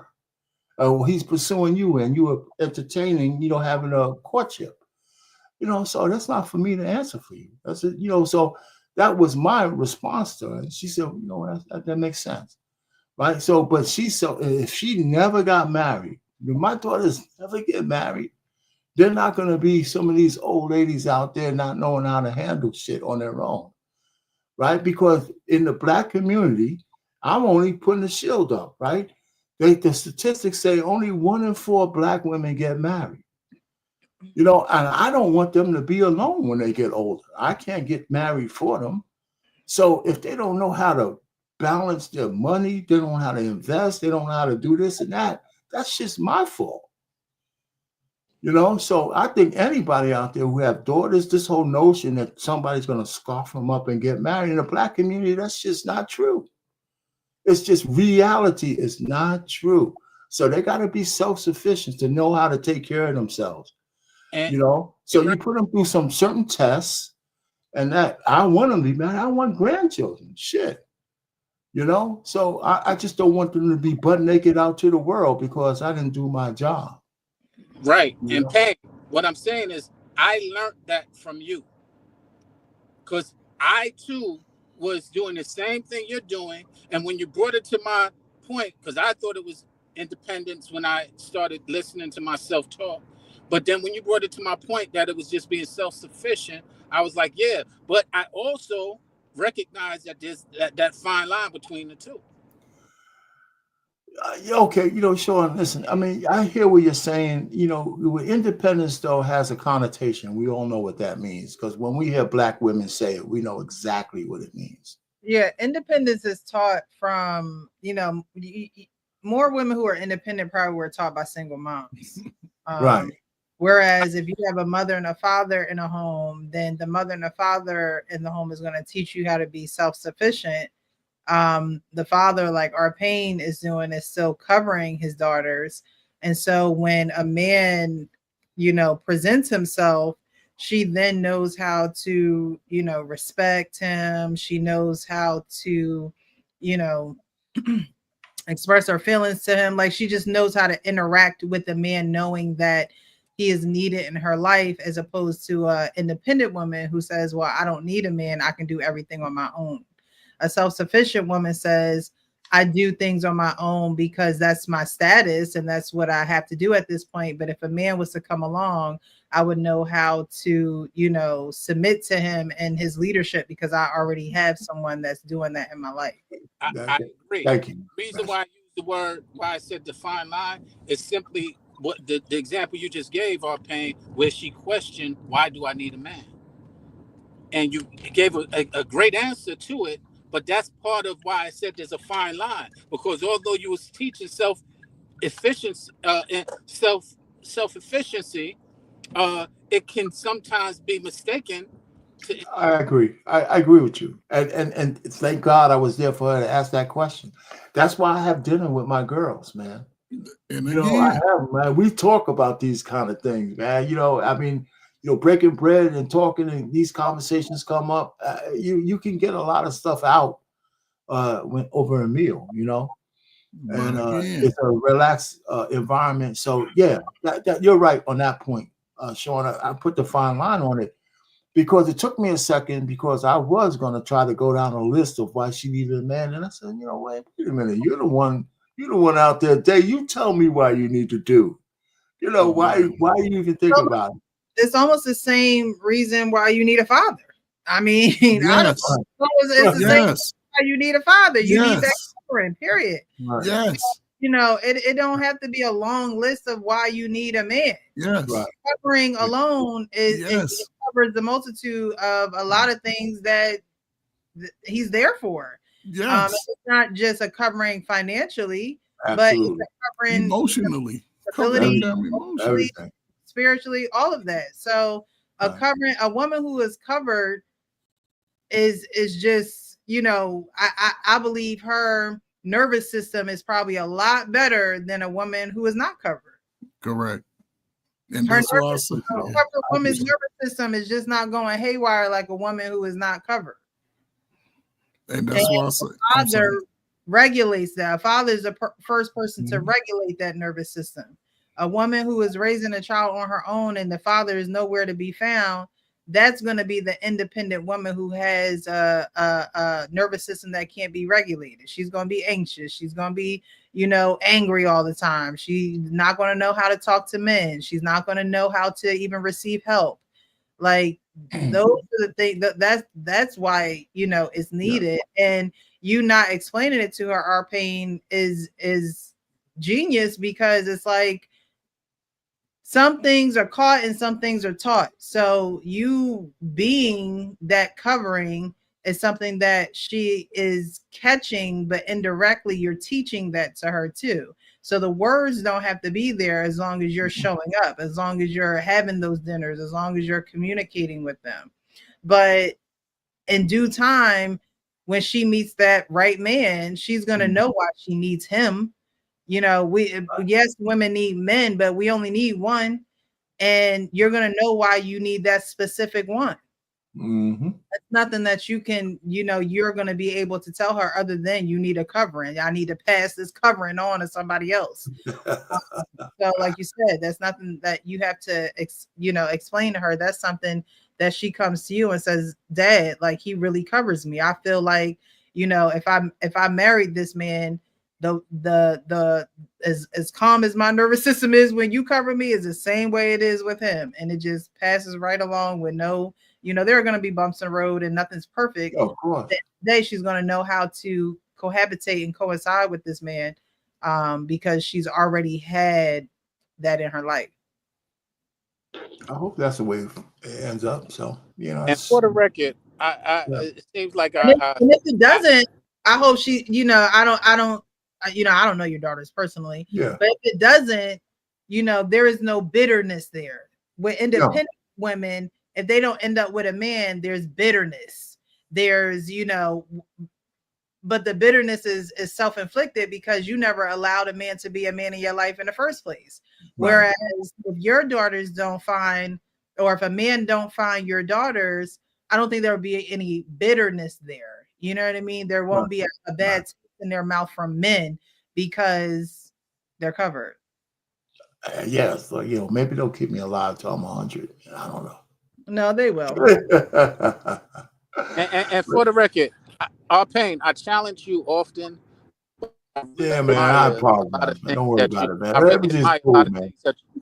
I really admire a lot of things that you do, from Yeah, having everything's the cool, man. intention I went of off choosing the, to fight. I went off the handle a little bit, man. I'm with you. No apologies needed, man. I'm sorry. But No. this is the unique thing that is missing in the whole pieces of what we talk about. Our Pain brings a great balance to his family, to his children. A lot of young women don't get these type of messages. Right. A lot of men don't get certain messages from a man. And the greatest equalizer is the father. A lot of our issues could change if fathers were allowed more access to their children at a younger age. I believe that. It would change a lot of this futuristic issues that we're having today. Because I would hate to see our Pain has young daughters. I have a 21, and they go from 21 to 41 talking about they can't find a good person to be with. That should be detrimental to everybody out here. Because one thing I know they ain't gonna stop doing is having sex. They ain't gonna stop having sex. So I don't know, the more I hear, certain things, but again, I think this is a great time for men to sort of flip their script. I think there's a resurgence for men This is coming the up. greatest time. I agree with you. I think so. Agree. And what I was saying, it's gonna be the greatest time for things, women when men start standing 10 tones down on shit, man. Yeah, there's a lot of things that I admire in reference to that you do. That sitting down with your family every Sunday is admirable, and I like to hear more of that when we're speaking with you, because you lend a perspective, as Coach Ferg just said, that a lot of women need to hear, but as well a lot of men need to hear it. And that's the portions of things that you offer to gentlemen, even myself. Like I said, you taught me what I was saying as far as understanding it to be self-sufficient versus independent, and I took heed to that, and I've used it since. And the point being is that these are why these conversations are important, so that we can challenge one another and that we can get the best out of it when we do have these conversations. Well, that's cool. I mean, listen, I knew how to cook when I was in college. I didn't do it as much when I was working because I didn't have the time. But I like to get in the kitchen. I mean, Sunday, I'll do it more often. But everybody's grown, but it brings everybody to the table. So Sunday's always has been a good day to do it. And we kind of eat early in the house. I know, Frank, what's your daughter, like 5? You said you have a daughter, right? My daughter's 16. Your daughter's 16? I thought you was younger than that. Oh, man. Nah, man. Y'all be talking like I'm 20 you had a years little old. girl in Y'all your be head, talking like man. I'm You got a 20 years old, man. My That be our daughter's Pain talking to you like that. He don't forgot how many times he done said how old you are. For some reason, I thought she was younger. So, she's Nah, yeah. Right. But I was gonna say, I was on my value. I was gonna say that I definitely agree with with covering your kids and things like that. I mean, I think just, based off of, and also supporting their decisions. Like my daughter's thinking about going to the Navy, you know what I'm saying? Okay. Or the Air Force. So, you know what I'm saying? And if she does that, then she's going to be, of course, like over the time. And another thing too is like me teaching her how to, like, manage her bank account, do all of those things like that. Got her a bank account as soon as she turned 14, you know what I'm saying? So she could start learning how to, put money in there, save, put money in her savings from her checking, like just learning how to do those things. And her freshman year, she was taking business and finance class. So, you know what I'm saying? So they was teaching her about, okay, what a checking account is, how it works, if you get charged, what this is, how, and they, Interest rates and shit. yeah, Yeah. yep. A lot of their, like all of their projects was based around, okay, you move out your parents' house, you make this much money, now you got to balance your money for the month. And I was like, man, this is the perfect time to get you this bank account. Let's rock. You know what I'm saying? Like we gonna add to it, we gonna rock out. But I also think, um you know when you have, I also think the same for your sons. I don't think your sons should live with you until they 30. But what I do think is, I think that it would be beneficial for, if you do have a son, for him to start learning how to plan. So if he's still living with you, it's coming up with a plan, whether that's to get a certification, or some certifications, whatever the case. All right, so I'm gonna get my certifications in these next 3 months. Then after that, it's gonna be planning for, looking for employment, whatever the case may be. And then another 4 months out, you know what I'm saying? I want to save up enough money to have, first and last month's rent and all of that type of stuff like that. I think if your son is starting to learn how to plan and do those things, point his life in the right direction, when he gets out, he's already gonna have like some type of structure to where he's like, yo, I gotta plan my shit out. Like I'm getting out on a better foot rather than just kicking your kids out when they're 18. And it's unfortunate because we Absolutely. see how when young men are growing up in a home with a single mother, once they become a liability, then he's pretty much gonna go. He has no more direction after that. He may live with her, but he's doing nothing productive. He's sort of standing still in quicksand because she's not going to really motivate him to go beyond what he is, because she needs protection too. A lot of women use their sons for protection. Now that they older, A they ain't getting son no more husband. child support. Even the state don't recognize them once they turn 18. So what is he going to do to earn his keep? So a lot of them go to the streets because they have no vision. They have no plan about their life's direction because they don't have our pain telling them your ass ain't gonna be out there wilding out. They don't have brother Champ Talk saying your ass going to service, you going somewhere, but you ain't going out to them nasty ass streets that you understand, but they don't understand it. They hungry to get out there. And a lot of people say, go ahead, you got to figure life out. But based off the shit that's out there, I would at least try to hold on to it. So if you choose to go out there, they gonna have to suffer some consequence behind it. A lot of times we sort of, well, that's my yeah, but then when they start jeopardizing your life and your peace, what do? I think we coddle our young adults too much. Oh yeah, and then we say go be great. Yeah. We coddle them till they 28. Now go be great.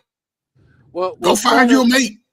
Part of No, the structure that we have that's consistent is what our pain used as being intentional, and what Frank just used as having a plan, and Coach Ferg, of course, you use it as well. But really, they're all kind of synonymous.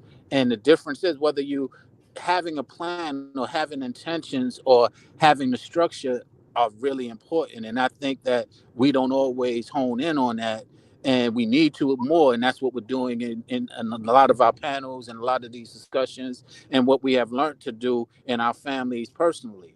And I think that is very important, and that needs to be more important. Whether your son lives with you at 38, if he has a plan, then that's called interdependency.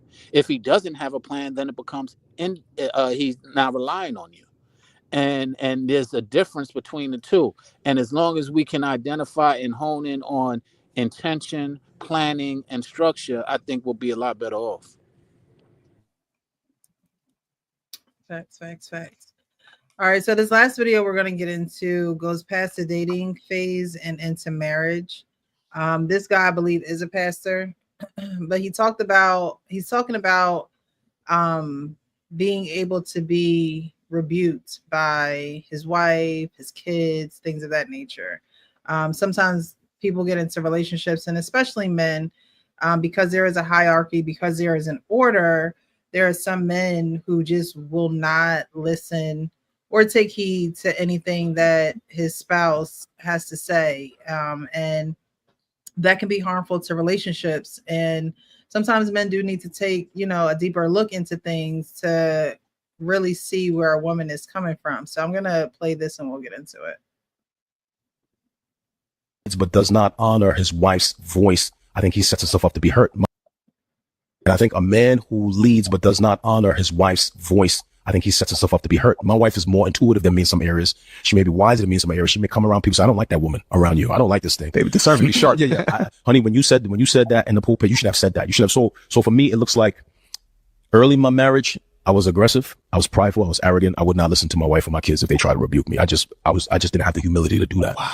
I've grown now in my 40s to a place of humility where my oldest kids, I got three teenagers and one in college. They can come to me and say, Daddy, when you said this, that hurt me.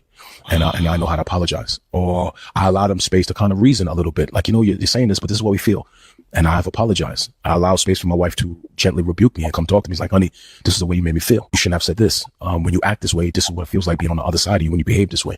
And so I think now for me, I think too many men think it's not manly to acquiesce to when somebody's confronting you in your home. They think it's not manly to do that. I think it shows more masculinity to show humility to say I'm wrong. Because it's not instinctive. So for me, I'm trying to teach my two sons, real men know how to apologize, right?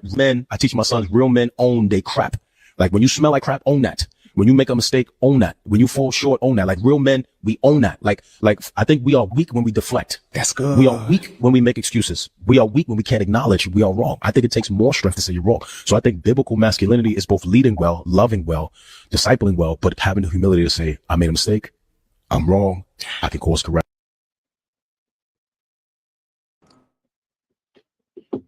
Wow. So I got to get ready to leave. So I just want to say I agree with him wholeheartedly. Leaving us again, the abandonment. It's trauma. But I love you though. I love you all. Do men find it hard to show humility when being rebuked by their spouse? No. I agree with what he says as well. I mean, I didn't see any lies told there, man. If you want to listen, not just if you're married. I mean, what he said was just spot on. It was just spot on. I didn't hear anything he said wrong, and especially if you're teaching it to your kids and stuff like that. I mean, it really doesn't cost you. Just like when I was yelling and I wanted to curse Sean out and shit. I mean, it didn't take me anything to say I apologize for my reaction. It didn't. It really doesn't take anything from you. I mean, I don't look at it as a slight to my masculinity. Say I was wrong when I'm wrong. And more men need to be able to do that. That's for sure. But that's also, part of your upbringing and all who you've been around. Now, whether you had a man in your house or not, if you're old enough, you've been around a whole bunch of people so you could learn that. You know what I'm saying? You can't use that excuse forever. Not being able to. So I like what he said. Okay. It's levels to it. Yeah, I thought he was right. Thought he was spot on. So, like, got no pushback, no nothing.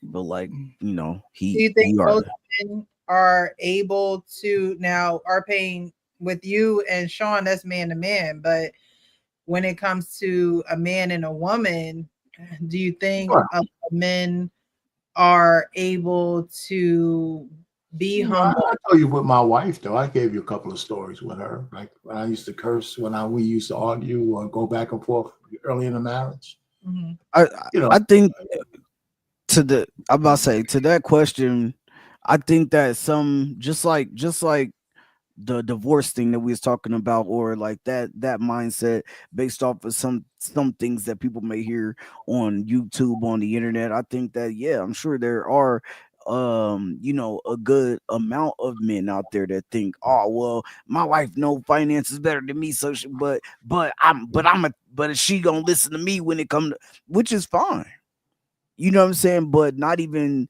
taking her input on it is where you can lead your family down the wrong path. You know what I'm saying? So if your wife is an accountant, you know what I'm saying? It would behoove you, you feel me, to get to get some of that information from her, rather than be like, well, listen, I'm the man, I'm leading this family, and we gonna do finances the way that I want to do them. I help people with their finances every day. Like, why wouldn't you get some input from me? Like, and I think that that's where, where some men go wrong, and they don't understand. Like, it's the same thing, it's the same thing if let's just say she's a lawyer and she goes over contracts, and you have a business and you're like, well, I'm trying to get this and I'm trying to get that, but you're like, well, I'm gonna no, baby, don't do it, I'm gonna give him my lawyer. Like, she's supposed That's to also, ass backwards. right, she's supposed to help you, right? She's supposed to add value to your life and to the family, and that's just not financially. So if you can't even take her opinion on something, then you're leading your family down the wrong direction and the wrong path. Very true. That's very true. The one thing when I heard him say it, listen, and this has always been my understanding of us getting older and wiser. He said, when I got close to 40, most men, that light bulb come on. Even the women, you catch them about 37, they're like, shit, a lot of them lose 200 pounds. They finally stop dealing with Doug. Now they want a dude that's about some shit. But a lot of time for women, it's too late, because they gave their best years to the shit that wasn't working. And a man is just getting to that age where he can decipher the BS. Like, I've been caught up, a lot of dudes get caught up in their own way for so long that they miss the blessing. They get caught up in their way. They've been beat up coming out the house. Now it's about me. I ain't trusting nobody. I ain't know how a woman go. I ain't gonna let no woman handle my money. What you talking about? I'm gonna murder. And they get in their own way. And then when you get to that age of wisdom, that light bulb come on. Then I remember when I was in my 40s, I only wanted a smart woman. I like, hell no, I wanted an educated woman with some smart sense. Mm-hmm. And I found a wife I trust her numbers more than I trust the accountant and any of you motherfuckers on YouTube. Y'all can make all the money y'all want. I'm gonna make it with my baby. And like Frank said, listen, we work in the business together.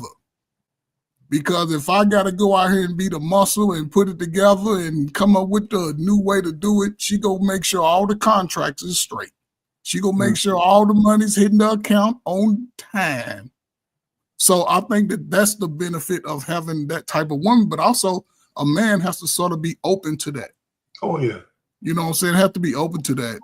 Our Payne say it all the time. I started in there, listen, when I go, she's taking care of all her life. And can't none of you little sorry little dudes think you can come over here and just simp that shit out of her. No, because I'm having my German Shepherd that don't like no dude that ain't light skinned. But I mean, it just comes with age, and that's why I say a lot of us, before we get to 21 to 41, we done already burnt the damn candle. We done burn it up. We ain't got no light left at 40. But I think for a man, if they can sort of balance that and have their experiences, go through their little heartbreak, get over that shit. Go cry in your pillow, because don't nobody give a damn about your feelings out here in the world. She break your heart, go cry in your feelings, come out like Superman.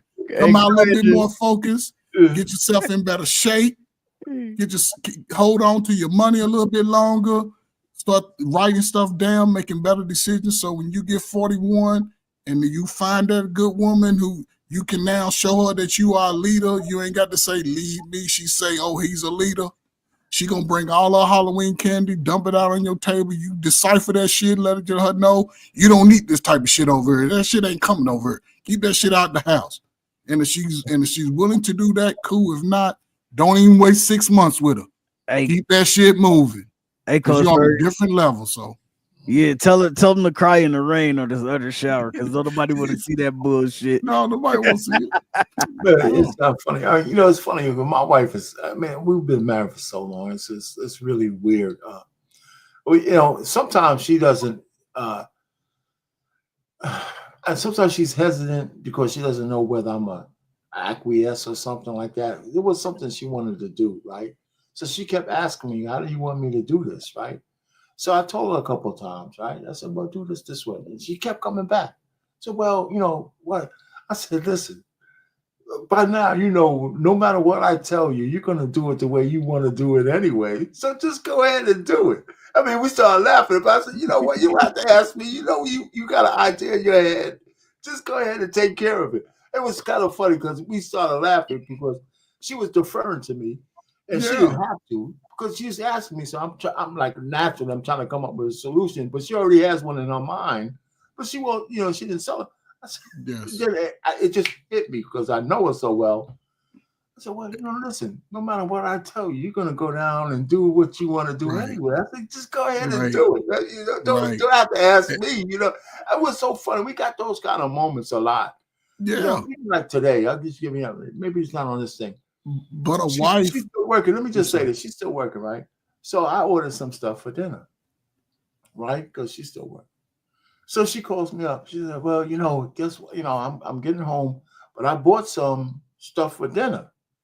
Right? She did on her own because she's out there. And I said what it was.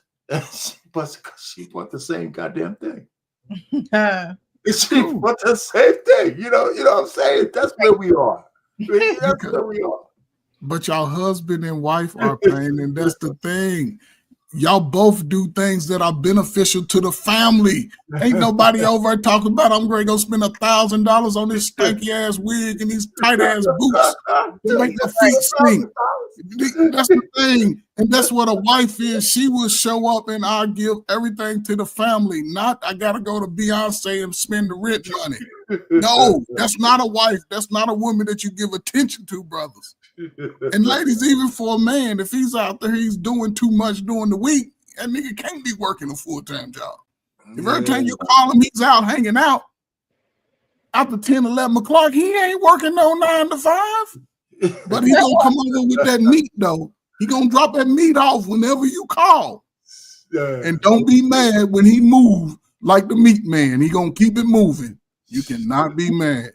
You saw that shit. I gotta tell you, you know, that's true for her. I mean, let me say, I do take a little bit of happiness every time she got to get out of bed. I said, "Go out there, baby, make that money.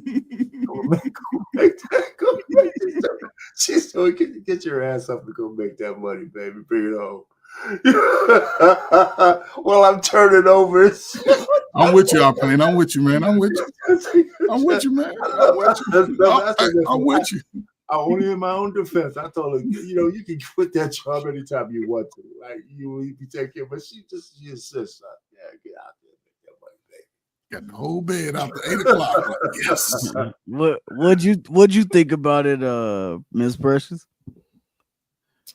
I agree with everything that he said. I think that, you know, if you're going to get married, then you should have been looking for a helpmate before you say I do.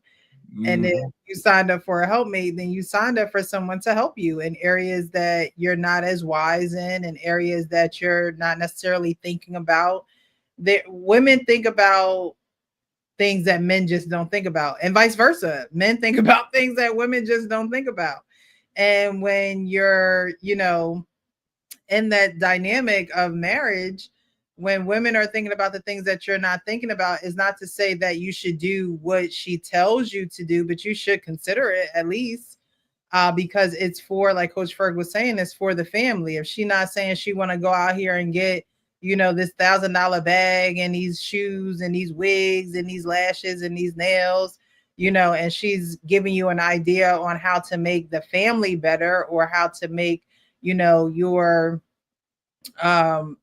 what you have built better, then the least you can do is consider it. Tell her that, and if you don't agree, just say, you know, I don't agree. I think, you know, I'm not necessarily feeling that, but we can do this. How do you feel about that? You know, it should be a conversation that you guys have a harmonious one. It shouldn't be, back and forth and things of that nature. But if you signed up for a wife, you signed up for a helpmate. And that's what women are going to do. They're going to say, oh, well, maybe you can do this a little bit better because we're nurturers, right? And so we want what's in the home to be nurtured. And men aren't necessarily always thinking about nurture. Y'all are thinking about, getting it done, having it in the home, or having it ready, or having it available, and things of that nature. But there's so many other things that go into having it available, having it ready, having it in the home. And those are just not things that men think about. Just like, most times when you get married, most times men foot the bill when it comes to the home, and I mean like mortgage and things of that nature, right? But the woman is the one who decorates. The woman is the one who makes sure the hardwood floors are clean and shining. She makes sure that things are dusted. Like those are the nurturing aspects of that helpmate. And if a man doesn't take heed to those things, then maybe he didn't know what he was signing up for, because that's what women are going to do. And for a man, men don't necessarily always want the input. Something I learned a while ago, like a man is not going to always want your input. He just wants to vent to you. And so you that's part of being a helpmate too. You just listen. But that also comes with communication, because a woman is going to automatically give you, well, you should do this, you should do that. Like it's just going to instinctively come to her. And if that's not what you want, then you communicate that in love. Babe, I just really need to vent to you right now. So, let me just talk. Maybe, just rub my head while I'm talking or whatever, and then we can eat afterwards. But it's not necessarily to say, that he doesn't care about what she has to say, but his needs at the time is just for you to be a listening ear. And that's all the help he needs at that time. But yeah, I agree with what he said. If you're signing up to be a wife, you're signing up to be a helpmate. And if a man doesn't understand that assignment, then he don't understand what he signed up for, because women are going to naturally want to help. That's how God made it. We're a good woman anyway. She's going to naturally want to help you in any way that she can. And there are some men who are open to it. There are some men who are not. There are some men who just don't take any ideas. They don't look to her for that helping hand. And honestly, you're doing yourself a disjustice. Like if you have a wife and she is being a helpmate and she's trying to help you and you don't take heed to her help, you're doing yourself a disjustice. That's true. It's almost like not having to, you shouldn't even have a wife. Like, what do you have her around for? You should just get a whole bunch of business partners or something and own what you own and do what you do. But women are there to help, and not taking the help would be foolish. It would definitely be foolish. All right. So that concludes our show. I appreciate everyone who has come out. This was a good one. Got heated in some moments. We disagreed in some moments, like we said at the top of the hour when we started. We don't always agree, but we're here to hear the perspectives. We're here to gain understanding. And as long as one person took something away from what we did, then I feel like my job is done. I agree, Brock. Two are always better than one. Two are always better than one. The topic tonight: hurt men, hurt the dating pool.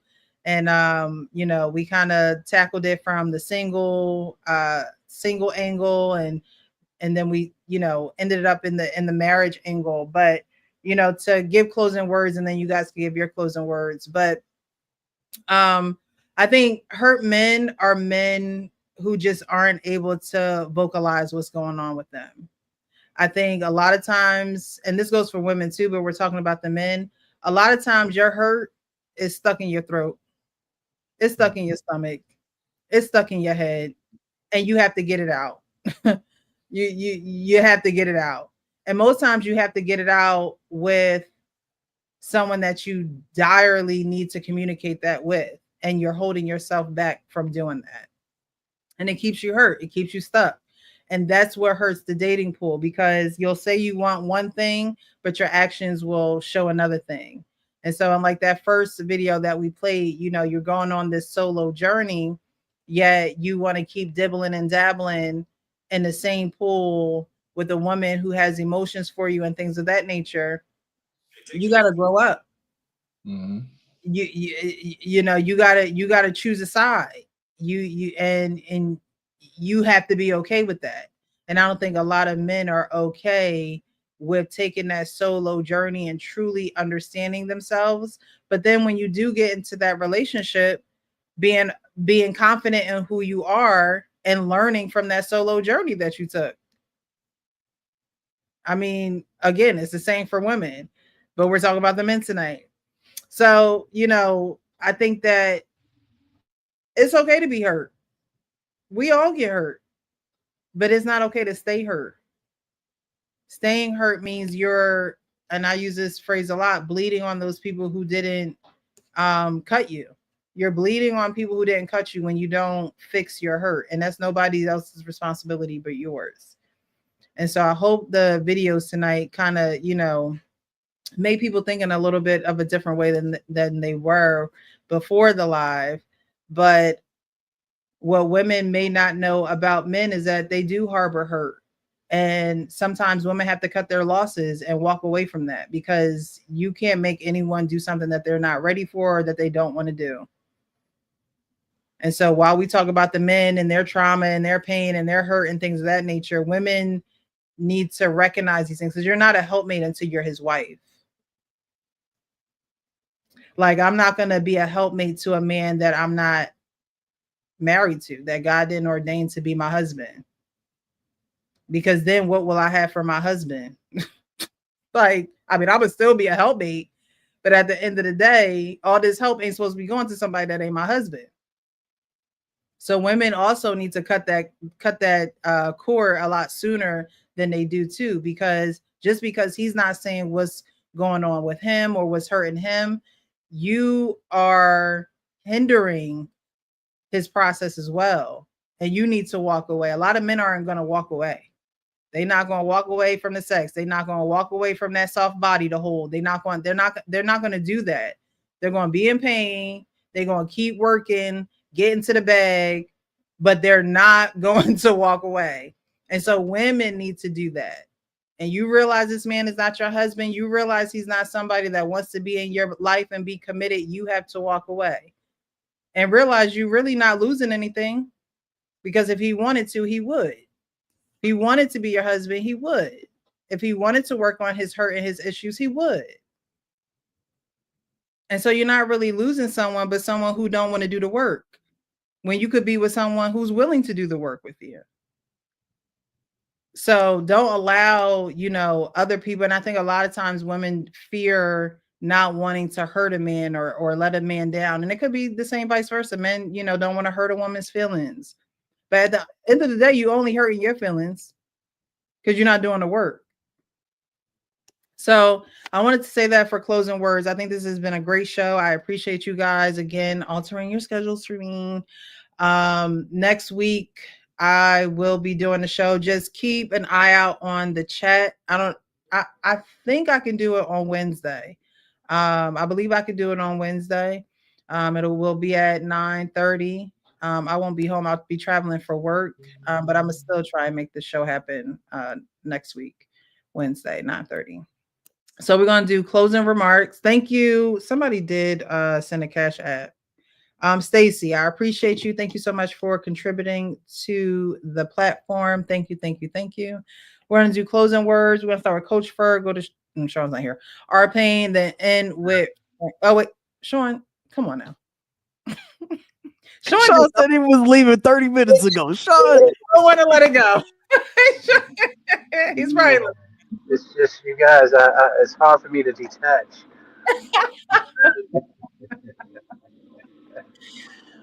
So yeah, we'll do closing words, Coach Sean. If you want to go, if you're not, I'm tied up. Our pain, and we're frank.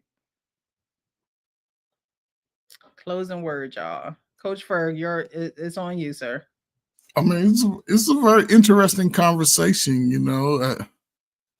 so Listen, if a man has, well, I'll say this. Life is almost like the Frankie Beverly and May song, joy and pain. You go have some joys, you go have some pains. It's peaks and valleys. It's ebbs and flows. It's all of those things. So you have to be willing to cherish the sunshiny, those days that are bright and sunny. Cherish those days. And those days that are gloomy and painful, a lot of the trauma pretty much is going to come from either self or others that you know. Don't be afraid to address those others that you feel has induced some form of pain on you.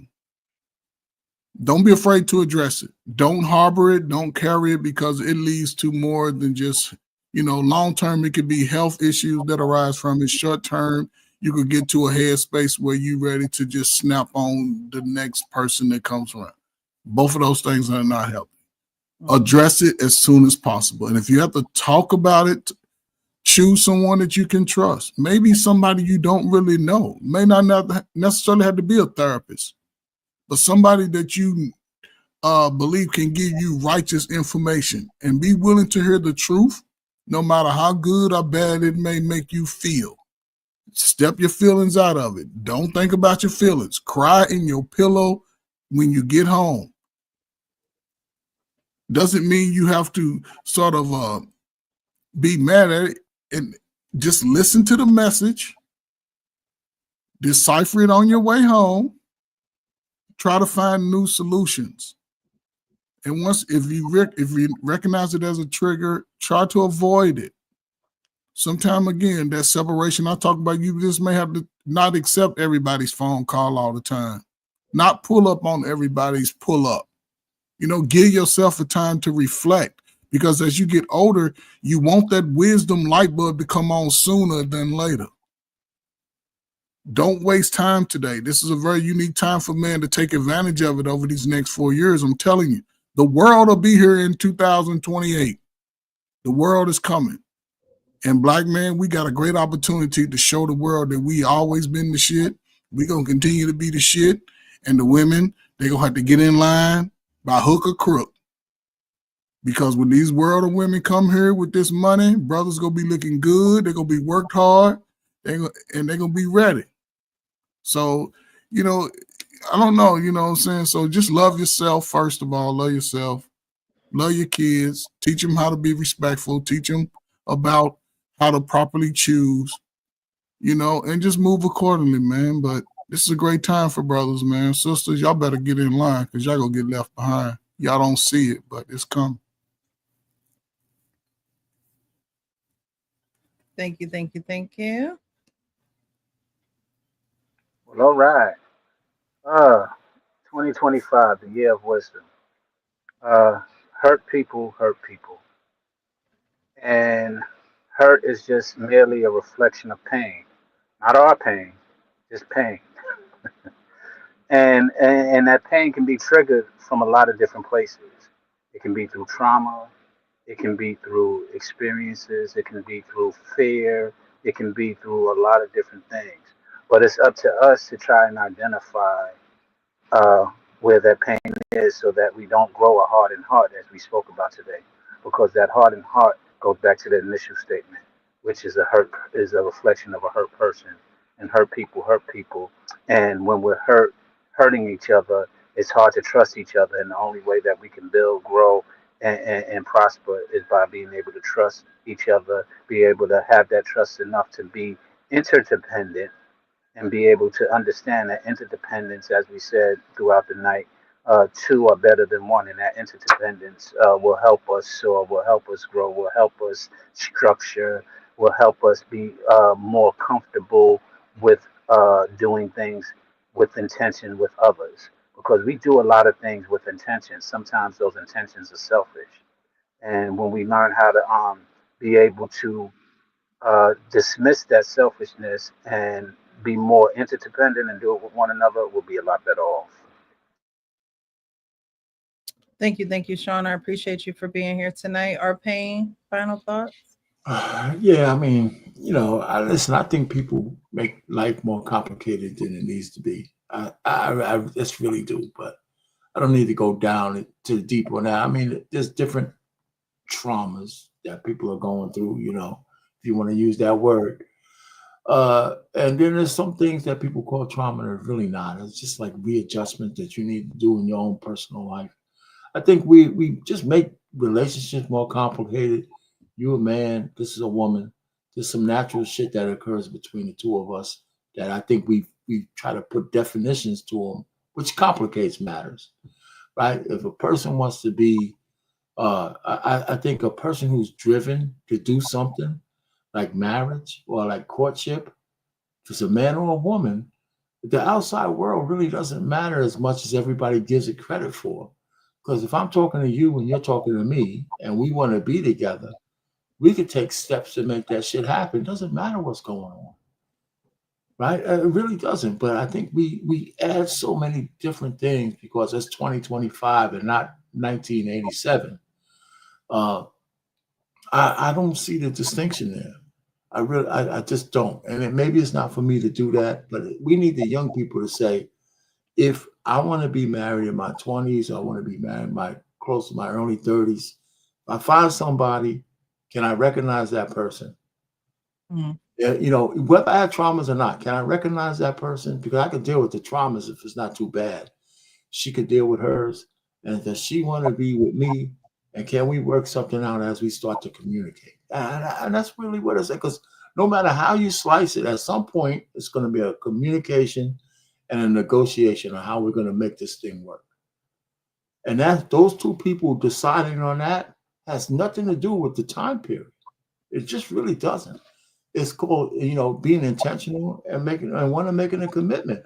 Because let me tell you, believe it or not, as bad as shit is, people are still getting married.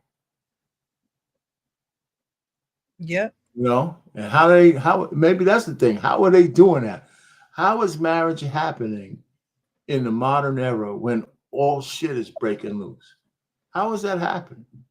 It'd be nice to get some of those people somewhere on the panel saying this is what we did and I bet you part of it, and I'm gonna end it here, is they had to black out a lot of bullshit that's out. I 1000% agree with you. You have to. You have That's what I'm saying. Because social media is open 24/7. There is no close, be back at 9 in the morning. No, it is on 24/7. And in order to really build something that you want to build, you have to block out those people who are against what you want to build. And that's just point blank period. You have to block out those people who are not down to do what you down to do. And that's how people make it happen. They don't listen to the naysayers. They don't listen to the fear mongers. That's like, oh no, but if you do this, this is gonna happen. Like, no, they're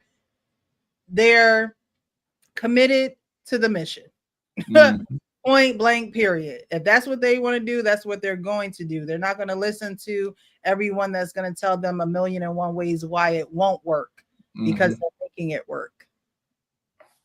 There you go. Thank you, Arpain. I appreciate you. I appreciate you. Thanks for having me up. Anytime, of course. Frank, final words, sir. All right. Pretty much, I mean, everybody pretty much already said everything, man. I would just like to say, young fellas, man, if you listen to this, man, just and you've been hurt, I would just say, work on it, bro. Work on it. Because the longer that you deny it, the longer that you just try to mask it, just like Miss Precious said, you just gonna bleed all over everybody that you come in contact with until you're ready to address that issue, man. And that's just real life.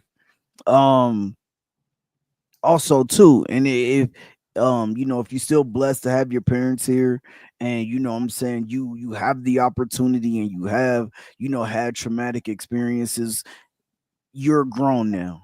It does not mean you gotta disrespect them. It does not mean you gotta go at them crazy sideways, nothing like that. Do not be afraid to sit down, have honest conversations with your parents, because that's the only way that you're gonna get through that. Also, you have to. You know what I'm saying? Like I said, it don't gotta be no type of disrespect. It don't gotta be all crazy. You know what I'm saying? They not one of your little friends, as they gonna tell you anyway. But you know what I'm saying? Like they used to tell you when you was a kid. But you know what I'm saying? Just don't be afraid to, come back to the table and have those type of conversations with your family, man. With the, especially if you have experienced like those traumatic experiences growing up, man. Definitely, counseling, all those things, they definitely help. Anything that can help you get through the things that you need to get through, man, use them, please. Especially if, not just for yourself, but for yourself, and also for the outcome that you're trying to achieve. And outside of that, I would just say, man, our pain, don't be yelling at me and trying to argue with me for 30 minutes to come back and tell me the same thing that I was trying to tell you. Nah, but hey, man, always, as always, man, great show. Miss Precious really be putting it together over here. Great guys, man. I got much love and respect for all of the fellas on the panel. Miss Precious is always gracious bringing us together. This show is much needed. So make sure, if you in the chat, make sure you like, comment, subscribe, share the video, because it's the only way it's gonna grow. And yeah, man, let's get more people over here to see these conversations, more people in the chat to interact with these conversations, and let's go up from here, man. Let's go up from here. Yes. Thank you, guys. Can I say one thing to Frank's point? Frank, you said to have those conversations, and all I would say to people is be prepared that you might get challenged. Don't get discouraged by that challenge, because more than likely it is, especially if it's with your parent.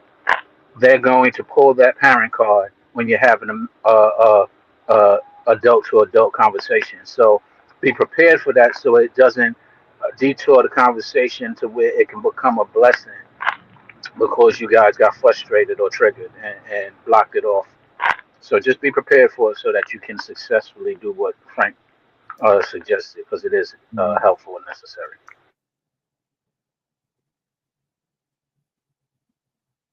You guys hear me? Yeah. Okay. For some reason, we hear you. We hear you. Okay. Something popped up on my computer. I don't know why it's not going away. It froze on my. Don't worry about it. Yeah, you're frozen now. Yeah. But we can hear you. Yeah, we can hear you though. You're frozen, but we can hear you. All right. I'm trying to don't worry. You got a pretty face on, so we're not laughing at it. A pretty frozen face. It won't let me like click anything. But guys, thank you so much for being here. And like I said, next week we will be back 9:30. I'm gonna try and do the show on Wednesday at 9:30. But just I'll always let you guys know what's going on with my schedule. But I definitely want to have the show next week. But until then, keep it real with yourself so you can keep it real with others. You guys have a good evening. Right, take it easy. Yeah, he's still alive. I'll see you guys later, man.